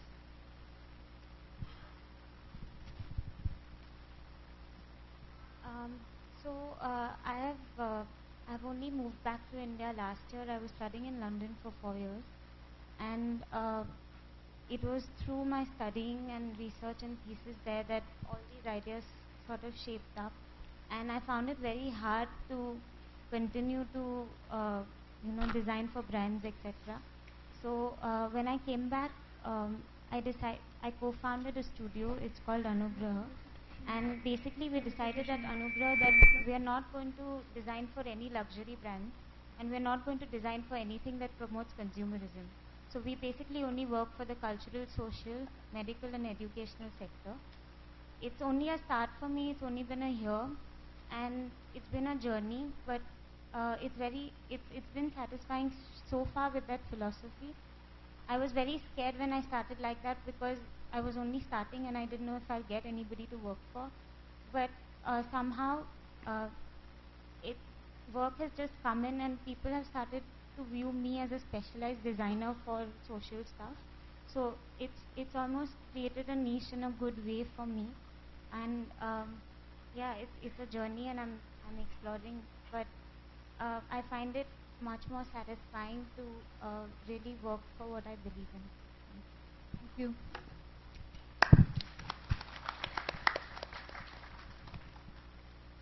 Anyone else?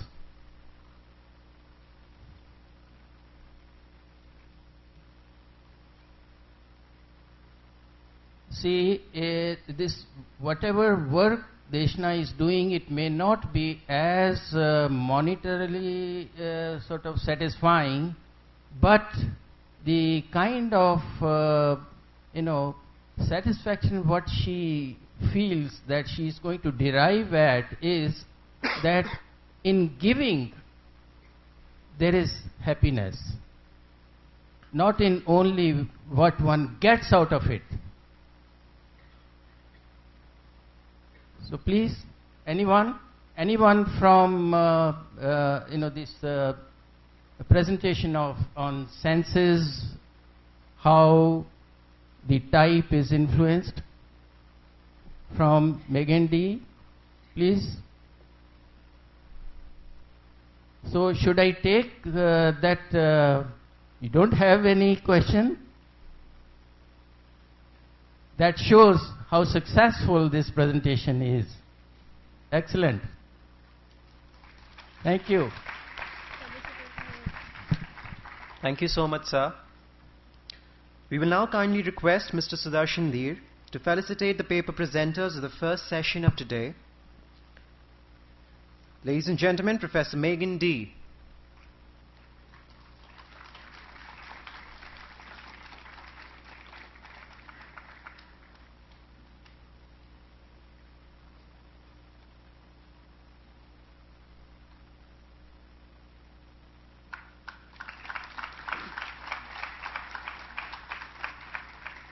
Our second presenter for today, Professor Cassie Hester.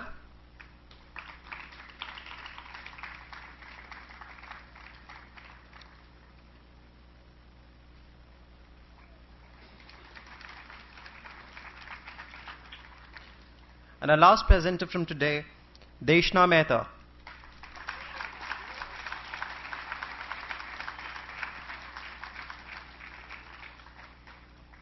Thank you, sir and ma'am. We will now begin our second session. This session would be very much relevant to the theme of this event, typography and culture. The sessions on cross-cultural typography. Professor G.V. Srikumar from IDC, IIT Bombay, Mumbai, India, will be presiding over this session. We request sir to kindly introduce this session.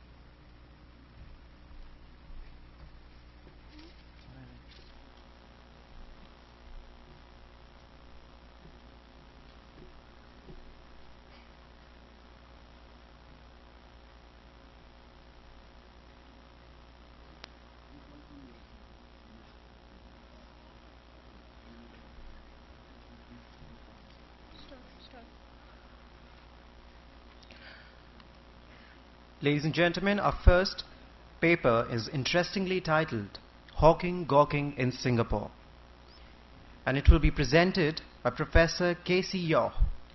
Professor Yaw is from the Wee Kim Wee School of Communication and Information, Nanyang Technological University, Singapore. We request sir to kindly take the center stage and start the presentation.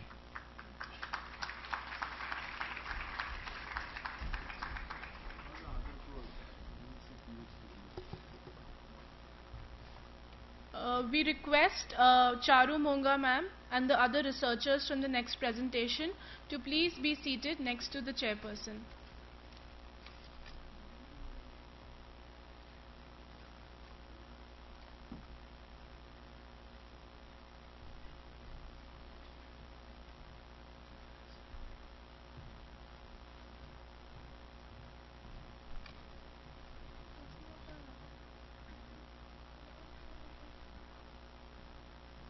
Okay, let me welcome Casey. He was our keynote speaker in last year's Typography Day, and his keynote speech as well as the act of opening up his shirt to show another t-shirt inside which says I am a professor is the most memorable part of last year's Typography Day. So I am very happy to invite him to the stage for his presentation. Thank you. Thank you, sir. And now, ladies and gentlemen, we have Professor Casey Yaw from Wee Kim Wee School of Communication and Information, Nanyang Technological University, Singapore, to present his paper.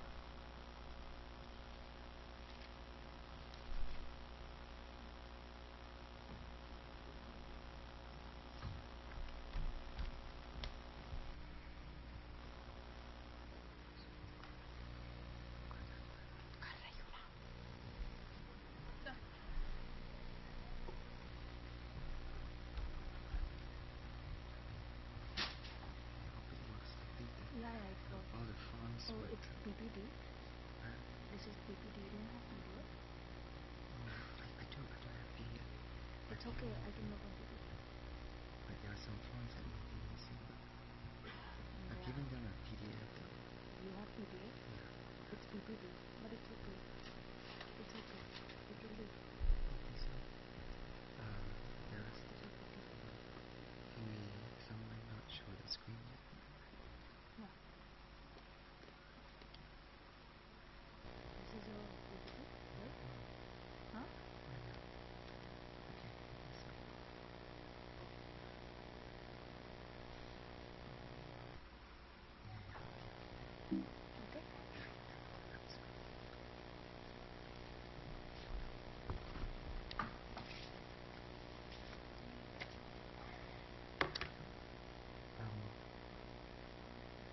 Excuse me.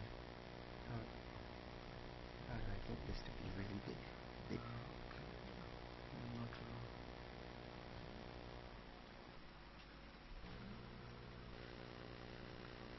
Oh,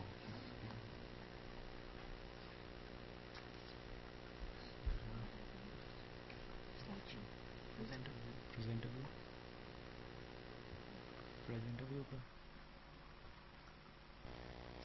It needs to be a big screen.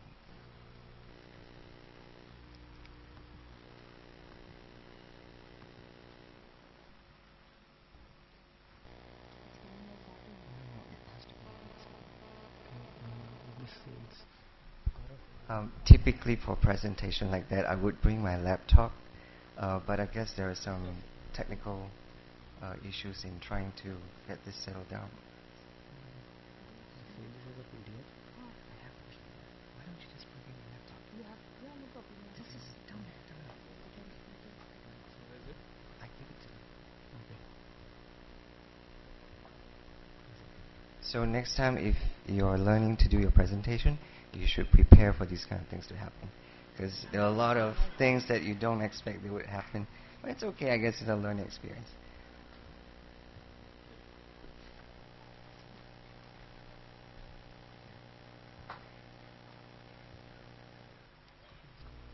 Is this fine now? No, too small. It will appear big on the screen.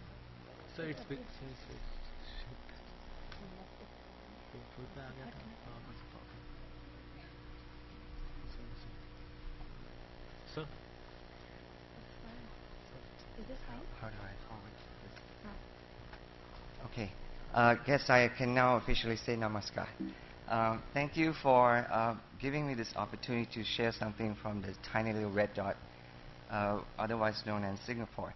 What I'm going to do today is to share an experience that we all can relate to, which is basically about food and signage that represent them. What the picture that you're seeing here is from the 1950s. You basically have street peddling, which is very popular back in that time because you don't have a lot of capital to start, and people need access to food that's rarely available. So you see here this picture. There's this woman with her movable store, and it's actually created a good sustenance for her family because she's able to then to provide for her family. And there are also people who don't necessarily have a mobile way of selling food. They will actually carry this. Just kind of to give you an idea, the size of Singapore, it's roughly the size of Pune. So with 5.4 million packed into a tiny little space, you have about 7,540 people per square kilometer. So that's very tight. And the National Environment Agency that manages these so-called hawker centers actually has about 15,000 stalls. So that should make one market. I call it market because when Singapore became an independent republic in 1965, they have a chance to reorganize the society, and they took these people off the street, put them in a place, gave them some basic amenities such as water, electricity, and a place, an open space to sell their products. And mainly because you've got problems with sanitary problems, rats, roaches, things like that. So they took care of that problem, and they created a place for people to sell the products. So it has become a culture of eating out, especially these days.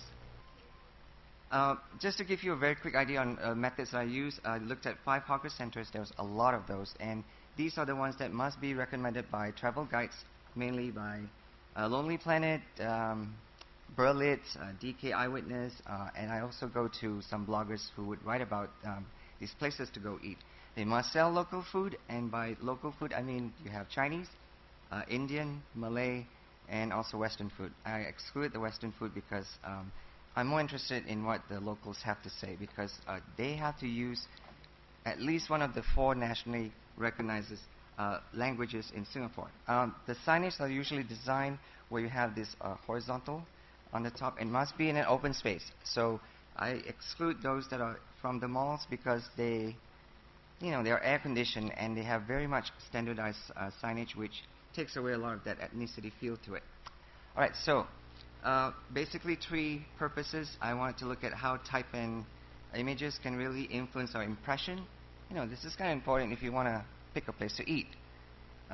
You'll see some pictures later that people actually line up. So that's kind of a cue that the food's really good. The other way you can actually tell how I'm interested in this is because I'm also interested in how elements and principles of design can impact composition. That's roughly from the classes that I teach. And more importantly, to just kind of understand from a social standpoint how hawker centers could contribute to Singapore's growth.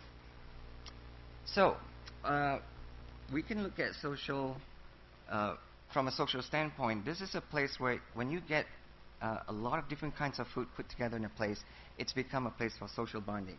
Everybody can come to this place, no dress code necessary. Of course, you cannot go without some proper dress code that's taken. But you can wear your flip-flops or you can be barefooted. I don't think people care about that. So it's a place for social bonding. Friends meet there, families get together, locals, foreigners, everybody. So they go to a place where you can get cheap food and good food. So I'm also interested from a sociological point of view of how when a place is so controlled, you've heard many versions of Singapore. It's a fine city, F-I-N-E. They really will fine you for many things. So it's a very controlled environment. So we like to think of it as a very clean environment, very sanitized environment. So when that happens, in this example, you see that this woman who's hurried down the street because it started to rain. And when you have a street that's dedicated to hawkers selling their food, and when it rains, it really affects the business. But it's still very nice because you have that sense of smelling that hot tarmac with water hitting it, and you feel this sense of coolness after that. So the National Environment Agency, what they did was, and I'm trying to see if this is true, as claimed by Nedra Reynolds, who's a professor of rhetorics. She said that if you try to control the space, more in terms of economic gains, people will start to customize the space. So we'll see that.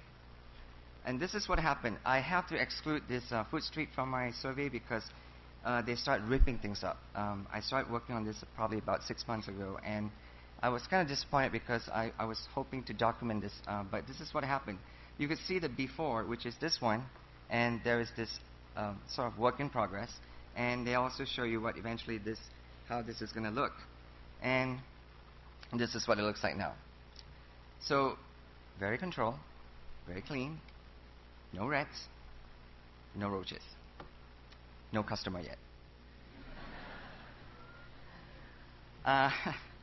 So this is another one at Old Airport Road in Singapore.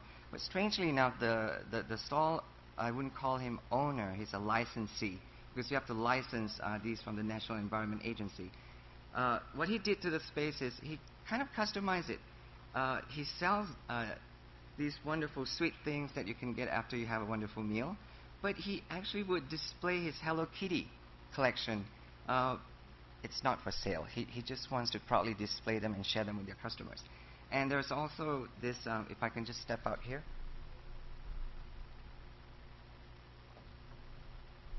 Actually, when my mother visited me, she was asking, where can I get this powder? I said, I don't think they make them anymore. So she, I find it strange that the stall licensee would actually have this kind of thing. So maybe in some way it's true that he's sort of resisting change and wanted to customize it. Religious affiliation is very strong in the Malay community, whereas when you see in the signage, you would see that they proudly would display their religious affiliation in contrast to other races. There are basically three main races in Singapore, and there is a reason for that. They are more cohesive in that sense because of a common belief. Whereas for the Chinese, they've come from different parts of China. They speak different languages, or I would call dialects. So there is lesser cohesion with that. And, they're more easily adaptable to environment. So you can see here in this signage that there's this bold display to really proudly say, we are selling halal food. You can come eat with us. It's a place you can just believe that we are selling kinds of food you would feel safe about eating. We also noticed that endorsement is really important. People love to have endorsement. If the politicians were there and they ate it, and I'll walk over there and show you who those people are. It's the current Prime Minister of Singapore, and next to that picture at the bottom is actually the white-haired guy. That's the father, Mr. Lee. We sometimes call him the old guy. So you've got politicians who would frequent these places, and the owner would jump at every opportunity to have pictures taken with them, because then these would then be displayed at their stalls to say, hey, we have great people coming to our stall. I don't think they usually are just showing up just to have photos taken. I don't think they stop for food. And you've got anyone from Anthony Bourdain to Ramsey, who came to Singapore actually he was invited to come to Singapore by Singtel to compete in this cooking competition, in which he won for chili crab, but he also lost for the Hainanese chicken rice, which you'll see. The bee up there, you were actually wondering what those are. Those actually came from the government that sanitized these places. They would actually send food inspectors to go to these stalls and say, oh, you're very clean, no roaches. A. Yeah, well, I found one, but you killed it. Fine. B. C. I see more than one roaches. You really got to clean up your act. And if you get a D, you might as well just close your store, because they will shut it down. So you got A to D. So if you're a B, you can still display it. If you get a C, you probably have to find a place to hide it. This is not a typo. I believe in order to earn, you've got to copy. So what do you mean by that? At the bottom, you see that there is this Tian Tian restaurant. They are being mentioned in all the travel guides because they're supposedly the place to eat. In fact, this is the one. The owner of this is the lady who outdid the Gordon Ramsay, the Michelin star foul-mouthed cook. So, so the name of the store is called Tian Tian. There's always a long line. This line would go around the block, really. And what happens is at the very top you've got Heng Heng. So Tian Tian, Heng Heng. So I'm not sure if they are related, brothers and sisters, maybe, fighting over family wealth. Who knows? But you also see a list of other stalls that start to use almost similar color treatment, but slight variation to the typefaces and script and calligraphy to basically sell the same kind of food. I've tried all of them. Yeah, just maybe a bit salty, a bit here and there, but strangely enough, they all use the same style to sell the same kind of food. So there are different kinds of stalls. Some would really rely on type that are very much, using the persuasive power of words to basically sell food. So it's very clean, very brief, gets to the point, and no clutter. So you can get anything from this. I mean, there are a lot of images that I took. I just kind of have to, be selective and display to you what these are. These are the signs that usually appear at the very top. They're almost like McDonald's signs, and there are usually secondary signs underneath, as you can see in the second picture, J&J, special beef. The ones appearing underneath that is what I would call it as the secondary signage. This is why they also have to rely on the power of imagery.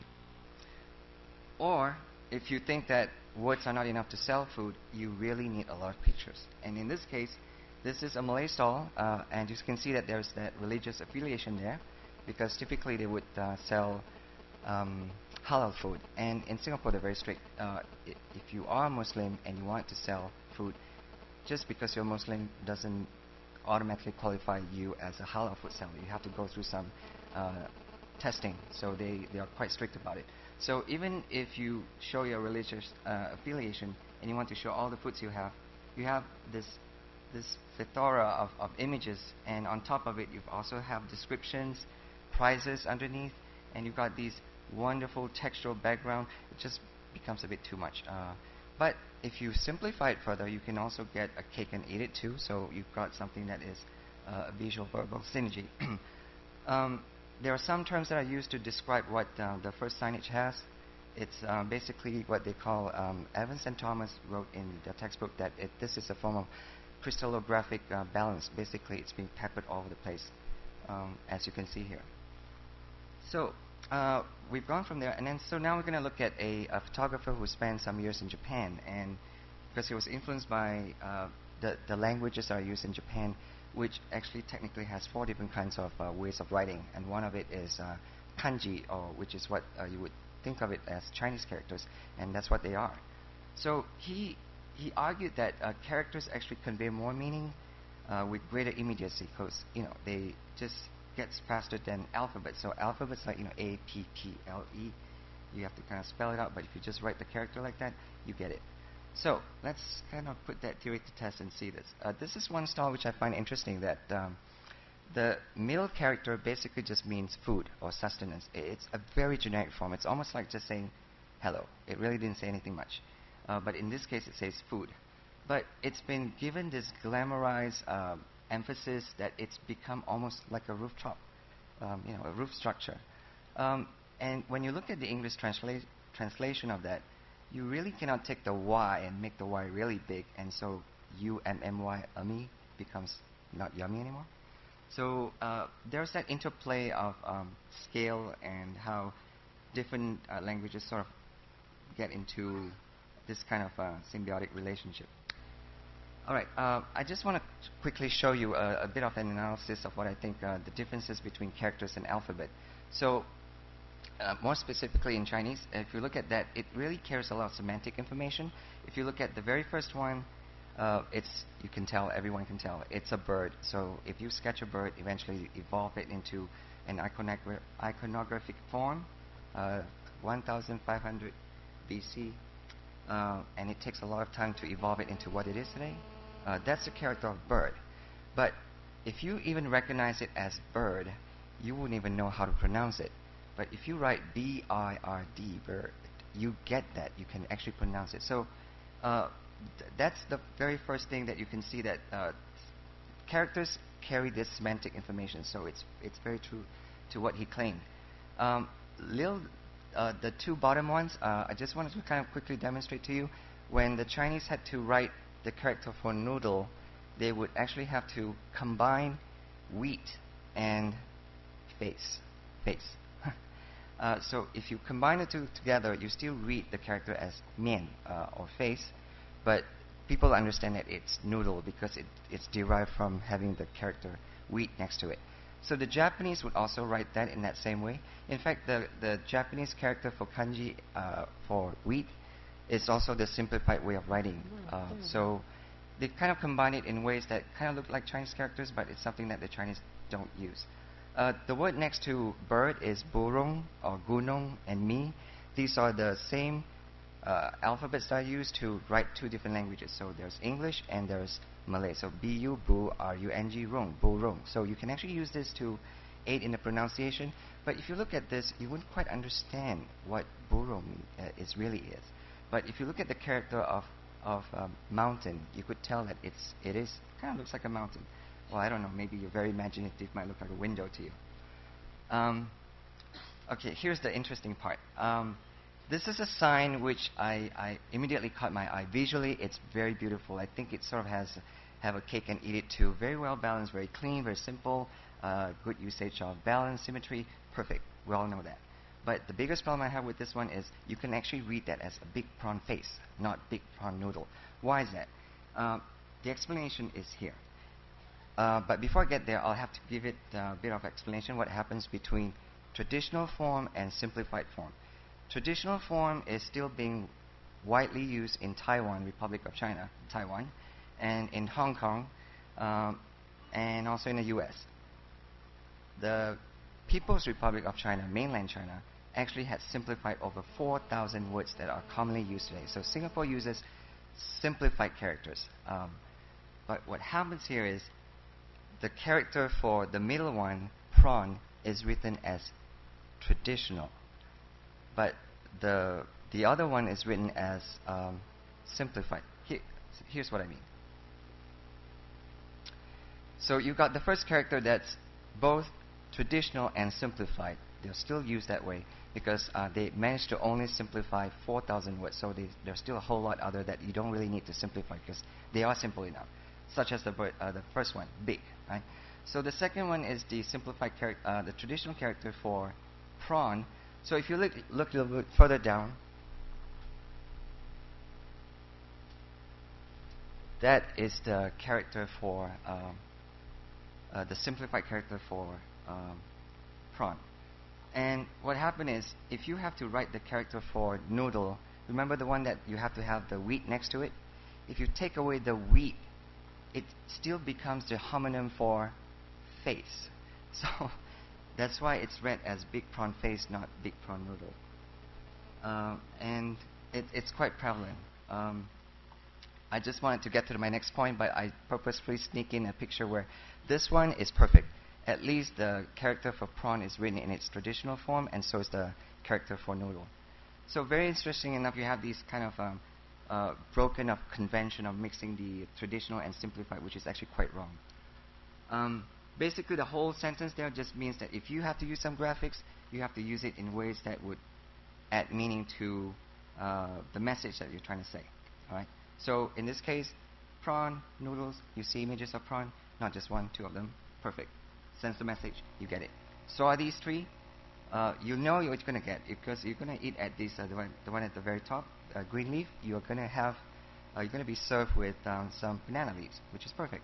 The second one, the middle, this is the part where it's this growing trend to just sort of use hanyi pinyin, which is if you read the character in Chinese, you just actually write the whole pronunciation. You don't even bother translating. So if you don't know what a dianxing is, it's basically dim sum. It's this bun. So if you relate to the iconic picture of the chef carrying this bun, you immediately make the connection that it's dim sum.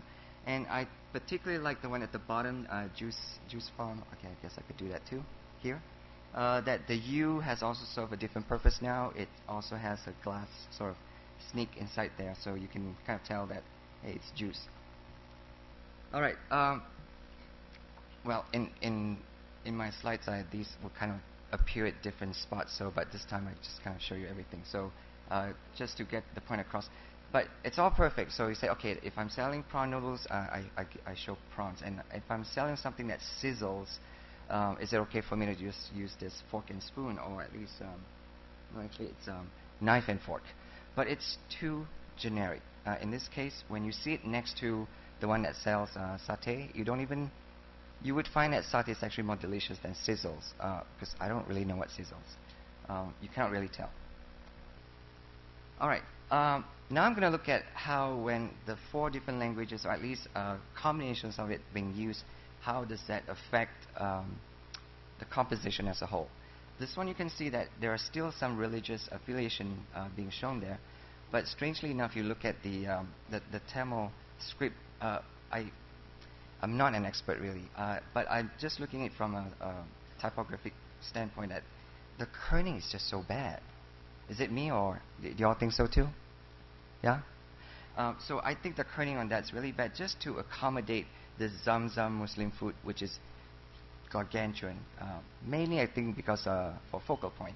So it's kind of a strange mix of trying to force 2 different elements, and they actually, Zamzam would read from here to here, and you've got these Arabic characters that read from there to here. So there's a bit of that movement going on. So what else is there? I also want to take you outside of what the food hawker centers would offer, and kind of look at what else Singapore has. So the whole island is very well connected by network of trains and public transportation. So I want to ask you guys if option A is good. This is a warning sign that is to tell people before they actually put the gate between the oncoming train and the platform where you stand.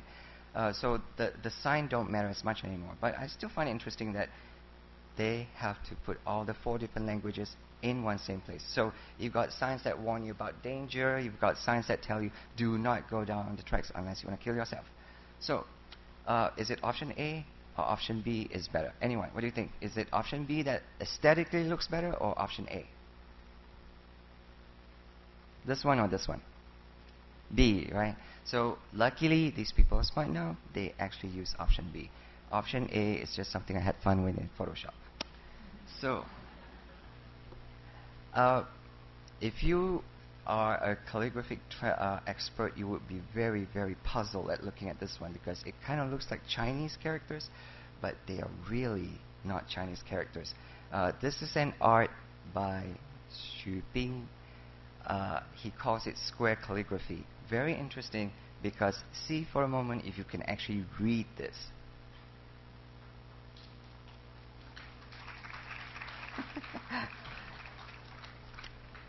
I salute this guy. Because I thought, he actually did something interesting. So he's developed this template that he's able to put all these characters in. And he went on and did something very crazy. He took poems and then he would actually write it as so that it looks like some classical Chinese script, but it's actually English. Let's kind of look at this from a standpoint that you see people doing this, offenders who do this all the time. Sometimes they, you have a very diverse crowd that you need to sell your products or get your message across. And 75% of Singapore is pretty much Chinese, and there's still usage of Mandarin. So you need to kind of use that to appeal to your market. And the growing usage of English is there. So there are times when you get into a tight spot. What do you do with the words? Do you stack them? Do you align them? What do you do? So if you do it that way, like this one here, then you immediately see a problem because English characters or Latin alphabets do not read very well when you stack them like this. But it's not a problem with the Chinese characters. So, but you can see here, this is one of the other food courts that I go to. Remember, they have to put all the people in one place, and it's an open space. So this is where they specialize in a lot of Indian and Malay food. Okay, so you've got the Chinese characters been written that way, and if you look at this one here, it just looks kind of strange. And so if it's true that we only recognize shape, if you can read this, I'm sure everyone can read this. Can you?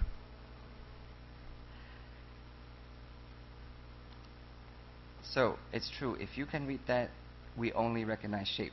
So here's a very quick one. Time's running out. So this is a food court that is still about to be open, and I want to just see what happens if I set this up in both upper and lower cases. This is what happens. So there you go. If you set everything and it's all appearing in blocky type, your eyes tend to travel from one form to another. But if you have one that's in rhythmic form, that's upper and lower case, it becomes a lot easier to read because your eyes tend to look for things that move and movement like that. So, which explains why it's much harder to read when it's all set in caps. So, but this is a law that's not set in stone. If you create a logo type, I'm sure, be my guest, do that. This is one that I saw in Canada, which I thought was perfect because it actually manages to put both of them together.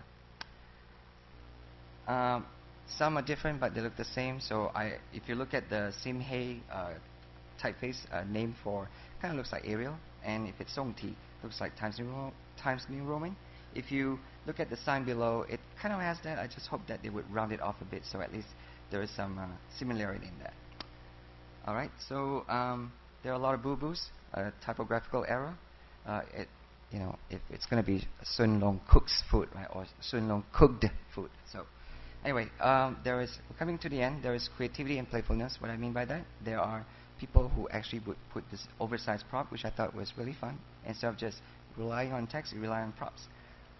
This is Maxwell Food Court. This beautiful shape that they adorn the entrance, it's actually been repeated on the inside here as well. So which actually gives the hawker center a very distinctive form. So to conclude, it's a rojak, which is actually a mixed food salad. Sign is actually more than just board. When food meets presentation, you really don't care because what matters is at the end how much is it going to cost you and is it delicious. So thank you. And these are my references. Thank you.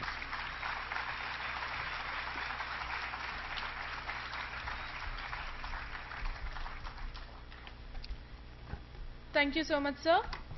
Our second paper is called Shakshuka, From Graffiti Vandalism to Aestheticism by Organic Typo Design by Professor Eco Avatar, Charu Monga ma'am, and researchers Alan Weiss and Euronymous from MedLab, Shamoon College of Engineering, Israel.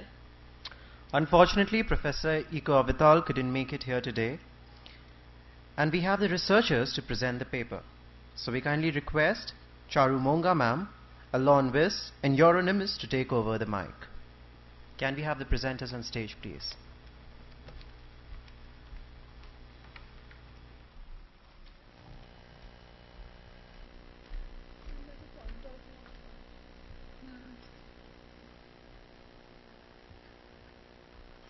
Hello everyone, namaste, and sorry Professor Ikotal was not feeling well, so he was not able to come here, so I'm presenting as a researcher on his behalf.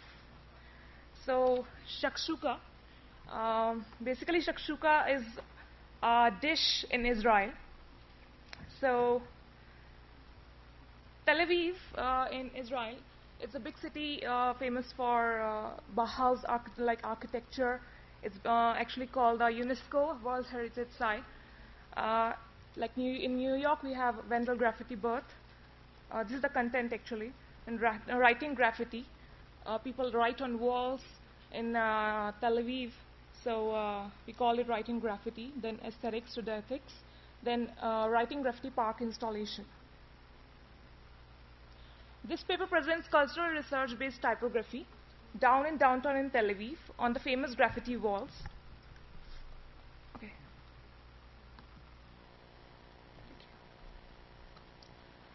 Graffiti walls flooding this multicultural metro city.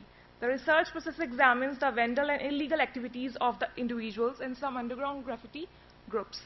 So basically there are a lot of graffiti groups. They used to come in nights and just paint on the walls and do different kind of make different kind of calligraphy and different kind of shapes.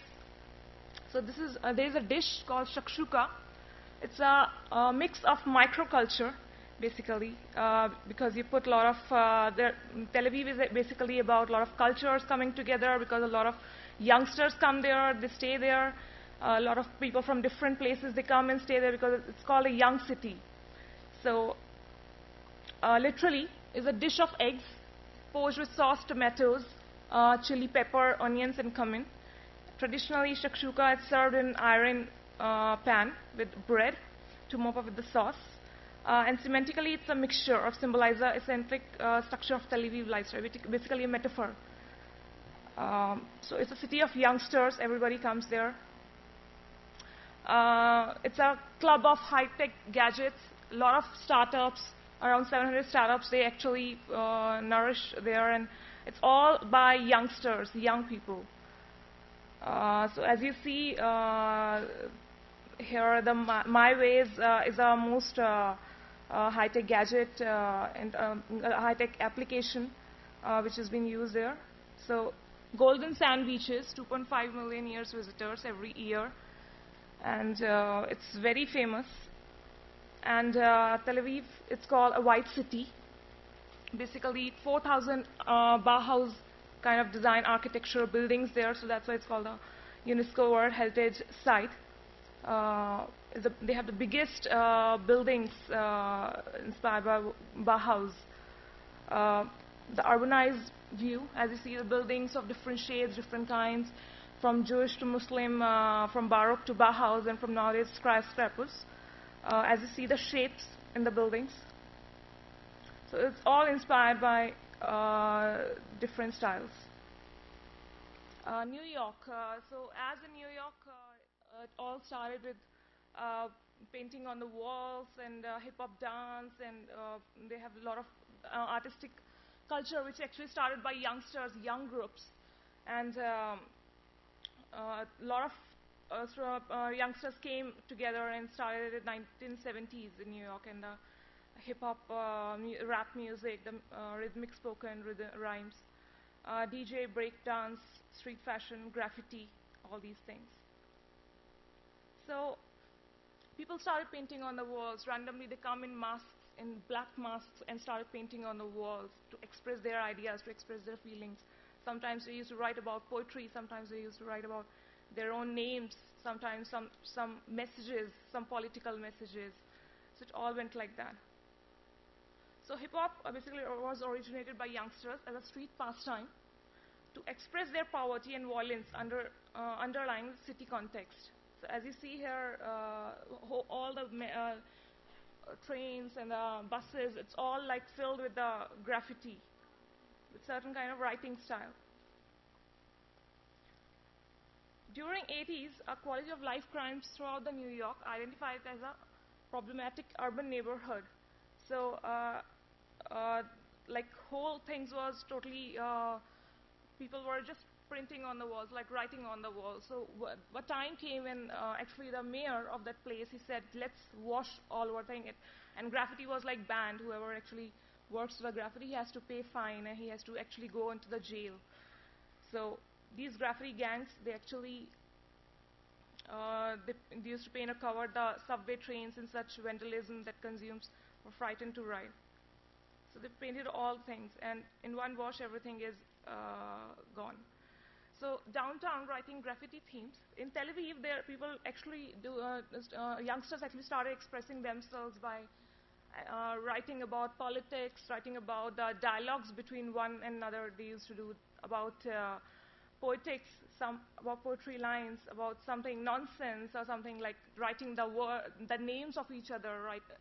Symbolizing, maybe making some symbols to express each other what they wanted to say about sex, about their own name, what they wanted. Right? They started doodling on the walls. The whole city was actually just overcome by the graffiti thing. So graffiti underground, they used to use a stencil. They used to just take this is Hebrew, in the language we use in Israel.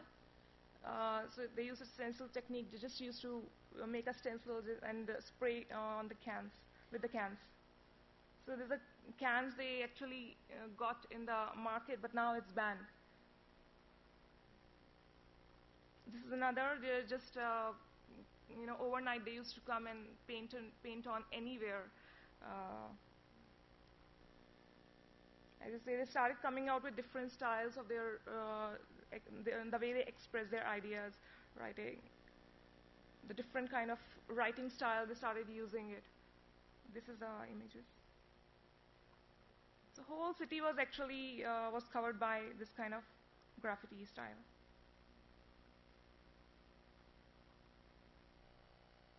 This is just to express their ideas, because they were not able. They were not.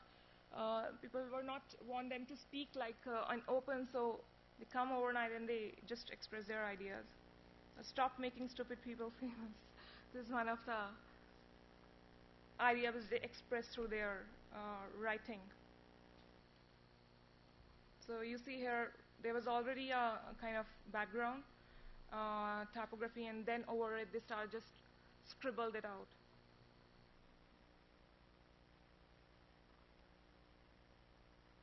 The symbols, or writing these kind of messages, love messages, and political messages, and some symbols around. Can you? So our idea is from vandalism to aesthetics, how these youngsters can give in a space actually to express their ideas, because if we actually suppress the youngsters with their ideas, so they were not able to come out whatever they won't be able to express their ideas whatever they wanted to say. So from writing graffiti to installation park, basically. So there are graffiti writing techniques. So like from designing, like it's written shakshuka in English, then in Hebrew, and then in Arabic. So different writing styles. So we actually made it a kind of a 3D of it, take a 3D out of it, and from basically 2D image to actually take it out as a 3D thing and making it a kind of installation over it. So you can see it from top here on the right side, and you can see the third floor side view and the third floor view. And you can see the same thing in a 2D, English, Hebrew, and Arabic. So this is the installation we kind of created with this kind of idea, that people can actually use their language and use their style, use their typography, or use their writing graffiti style in a kind of installation, so that everybody can express their ideas and it becomes more of aesthetically beautiful. So this is an idea of a theme park installation where people can come. It's like Hyder Park in London. So people can come here, sit there, and it's a whole big park, you can see. People can come here, sit there, talk to each other, write on the walls. This small model which we created, you write on the walls in different languages. They can talk about, express their ideas, whatever they want to do, maybe related to politics, maybe related to symbols, maybe related to some names or doodling or all these things. So we call it graffiti installation in a city park. BMG, the BMG installation is based on our cultural sustainability approach of fostering the city neighborhood aesthetics and letting the varied minorities to express freely their own voice. So they can be like lower sitting, they can be like upper sitting, to sit and, people can sit and have snacks and talk about things. So this can be a free park. And on top of it, we are using microalgae lighting technology in a sitting center. So at night, when it will be dark, so the top part of it will glow like this. So it's like, this technology is by Pierre Calaja. He's a French biochemist, and he created this technique by illuminating the algae. You can actually create, with the help of photosynthesis, you can actually create a lighting technique which can actually glow, and it produces oxygen and it takes carbon dioxide. So over a ton of oxygen is produced in a day, kind of thing. So which is like a kind of eco-friendly. There'll be light. There'll be like places to sit, and youngsters can express actually their own ideas and thoughts. So, so our idea is not to block the graffiti activities, but to set up in the city's park a new cultural activity of every day, and huge installation object for free writing activity in 2 levels, one for doodlers and for copywriters. This biomimic graffiti, BNG, is a shakshuka installation. That open source mode, when they are free spaces for everyone to communicate their thoughts by writing on given wall. People will come to enjoy the writing walls, get the varied messages. This will lead to professional output of graffiti copywriters. These activities will magnet typographer and graphic designers to use these new urban formats professionally. From this point, we presume something new will be created, the birth of environmental typography as a cultural ecology. This change will foster all kind of copy graffiti, the visual sensibilities, and point.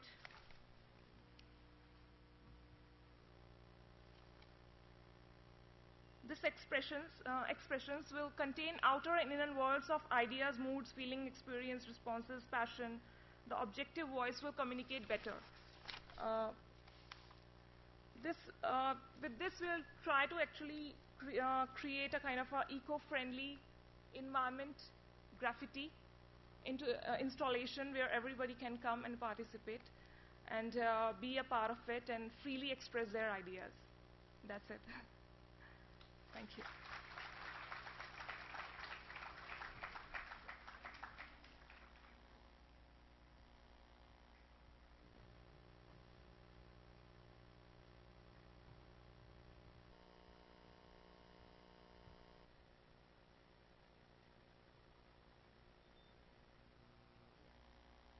Thank you. Thank you, Zaru. Any questions? Please. Any questions for Casey and Charu? Here.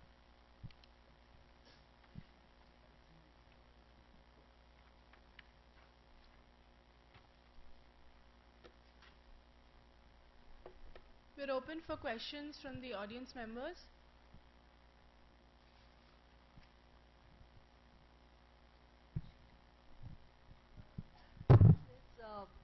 This aphorism that Singapore is a fine city, and it's there's another one. Did you know that when a Singaporean left Singapore, he or she's followed by someone? So you spoke about Singapore, it would go back to Singapore. Of course, I'm joking because I'm presently relocated in Singapore, and a lot of the things that you showed are such a you know such a germinal part of Singapore that people don't get to see. They see these big, the Marina Bay Sands and the Garden by the Bay and all of that, but these food courts actually are so Singaporean. The metro, the MRT and the public library and things like that. So, the four language expressions that you see there, which you see in all of these public spaces, do you think that in that because they also use their own types. Do you think that in some way it has made Singaporeans more sensitive to accepting different kinds of script which most cultures aren't used to actually? In a small city, it's a small city, right? It's a dot, it's a little red dot. Four languages being spoken on the MRT announcements, public announcements, and these four scripts shown all over the place. What do you think that does to the cognitive mind and cultural sensibilities in a good sort of way?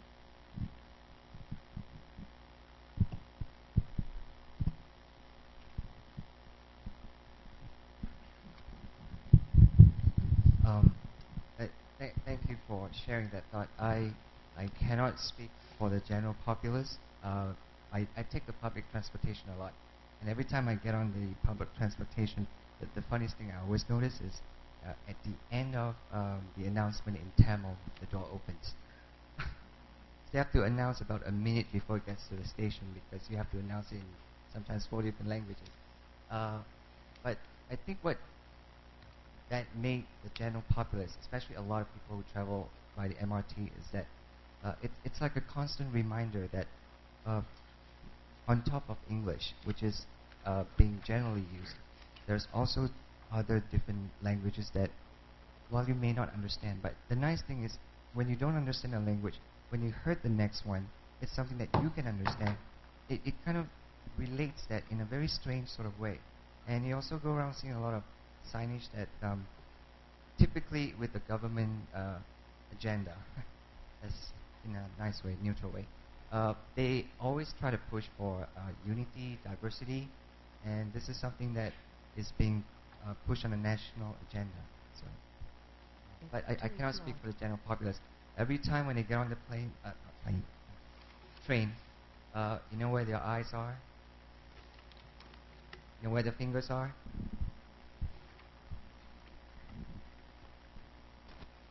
Let me take an inspiration from Deshna's presentation, the concluding slide, which talked about need and necessity. I think lunch is a need now.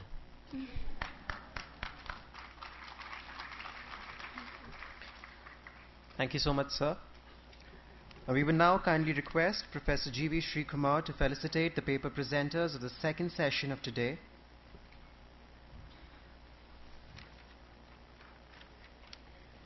Ladies and gentlemen, we have Professor K.C. Yao from Wee Kim Wee School of Communication and Information, Nanyang Technological University, Singapore. And our second presenter from today, Charu Monga ma'am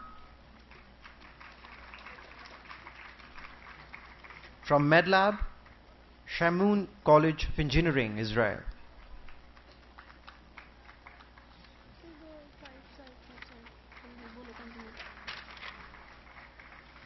Ladies and gentlemen, we are very happy to announce that this conference is also available live at typoday.in and sid.edu.in. To all the people who want to carry souvenirs back home, we have a typo store at the campus plaza. Please make sure you pay a visit to it. Also, we are very grateful to our sponsors, Adobe, FontLab, Indies, Aksharaya, DesignInIndia.net, Oxylica, Creative Gaga, without whose generous support and contribution this event would not have been possible. We now break for lunch. We request everyone to be back by 2:35.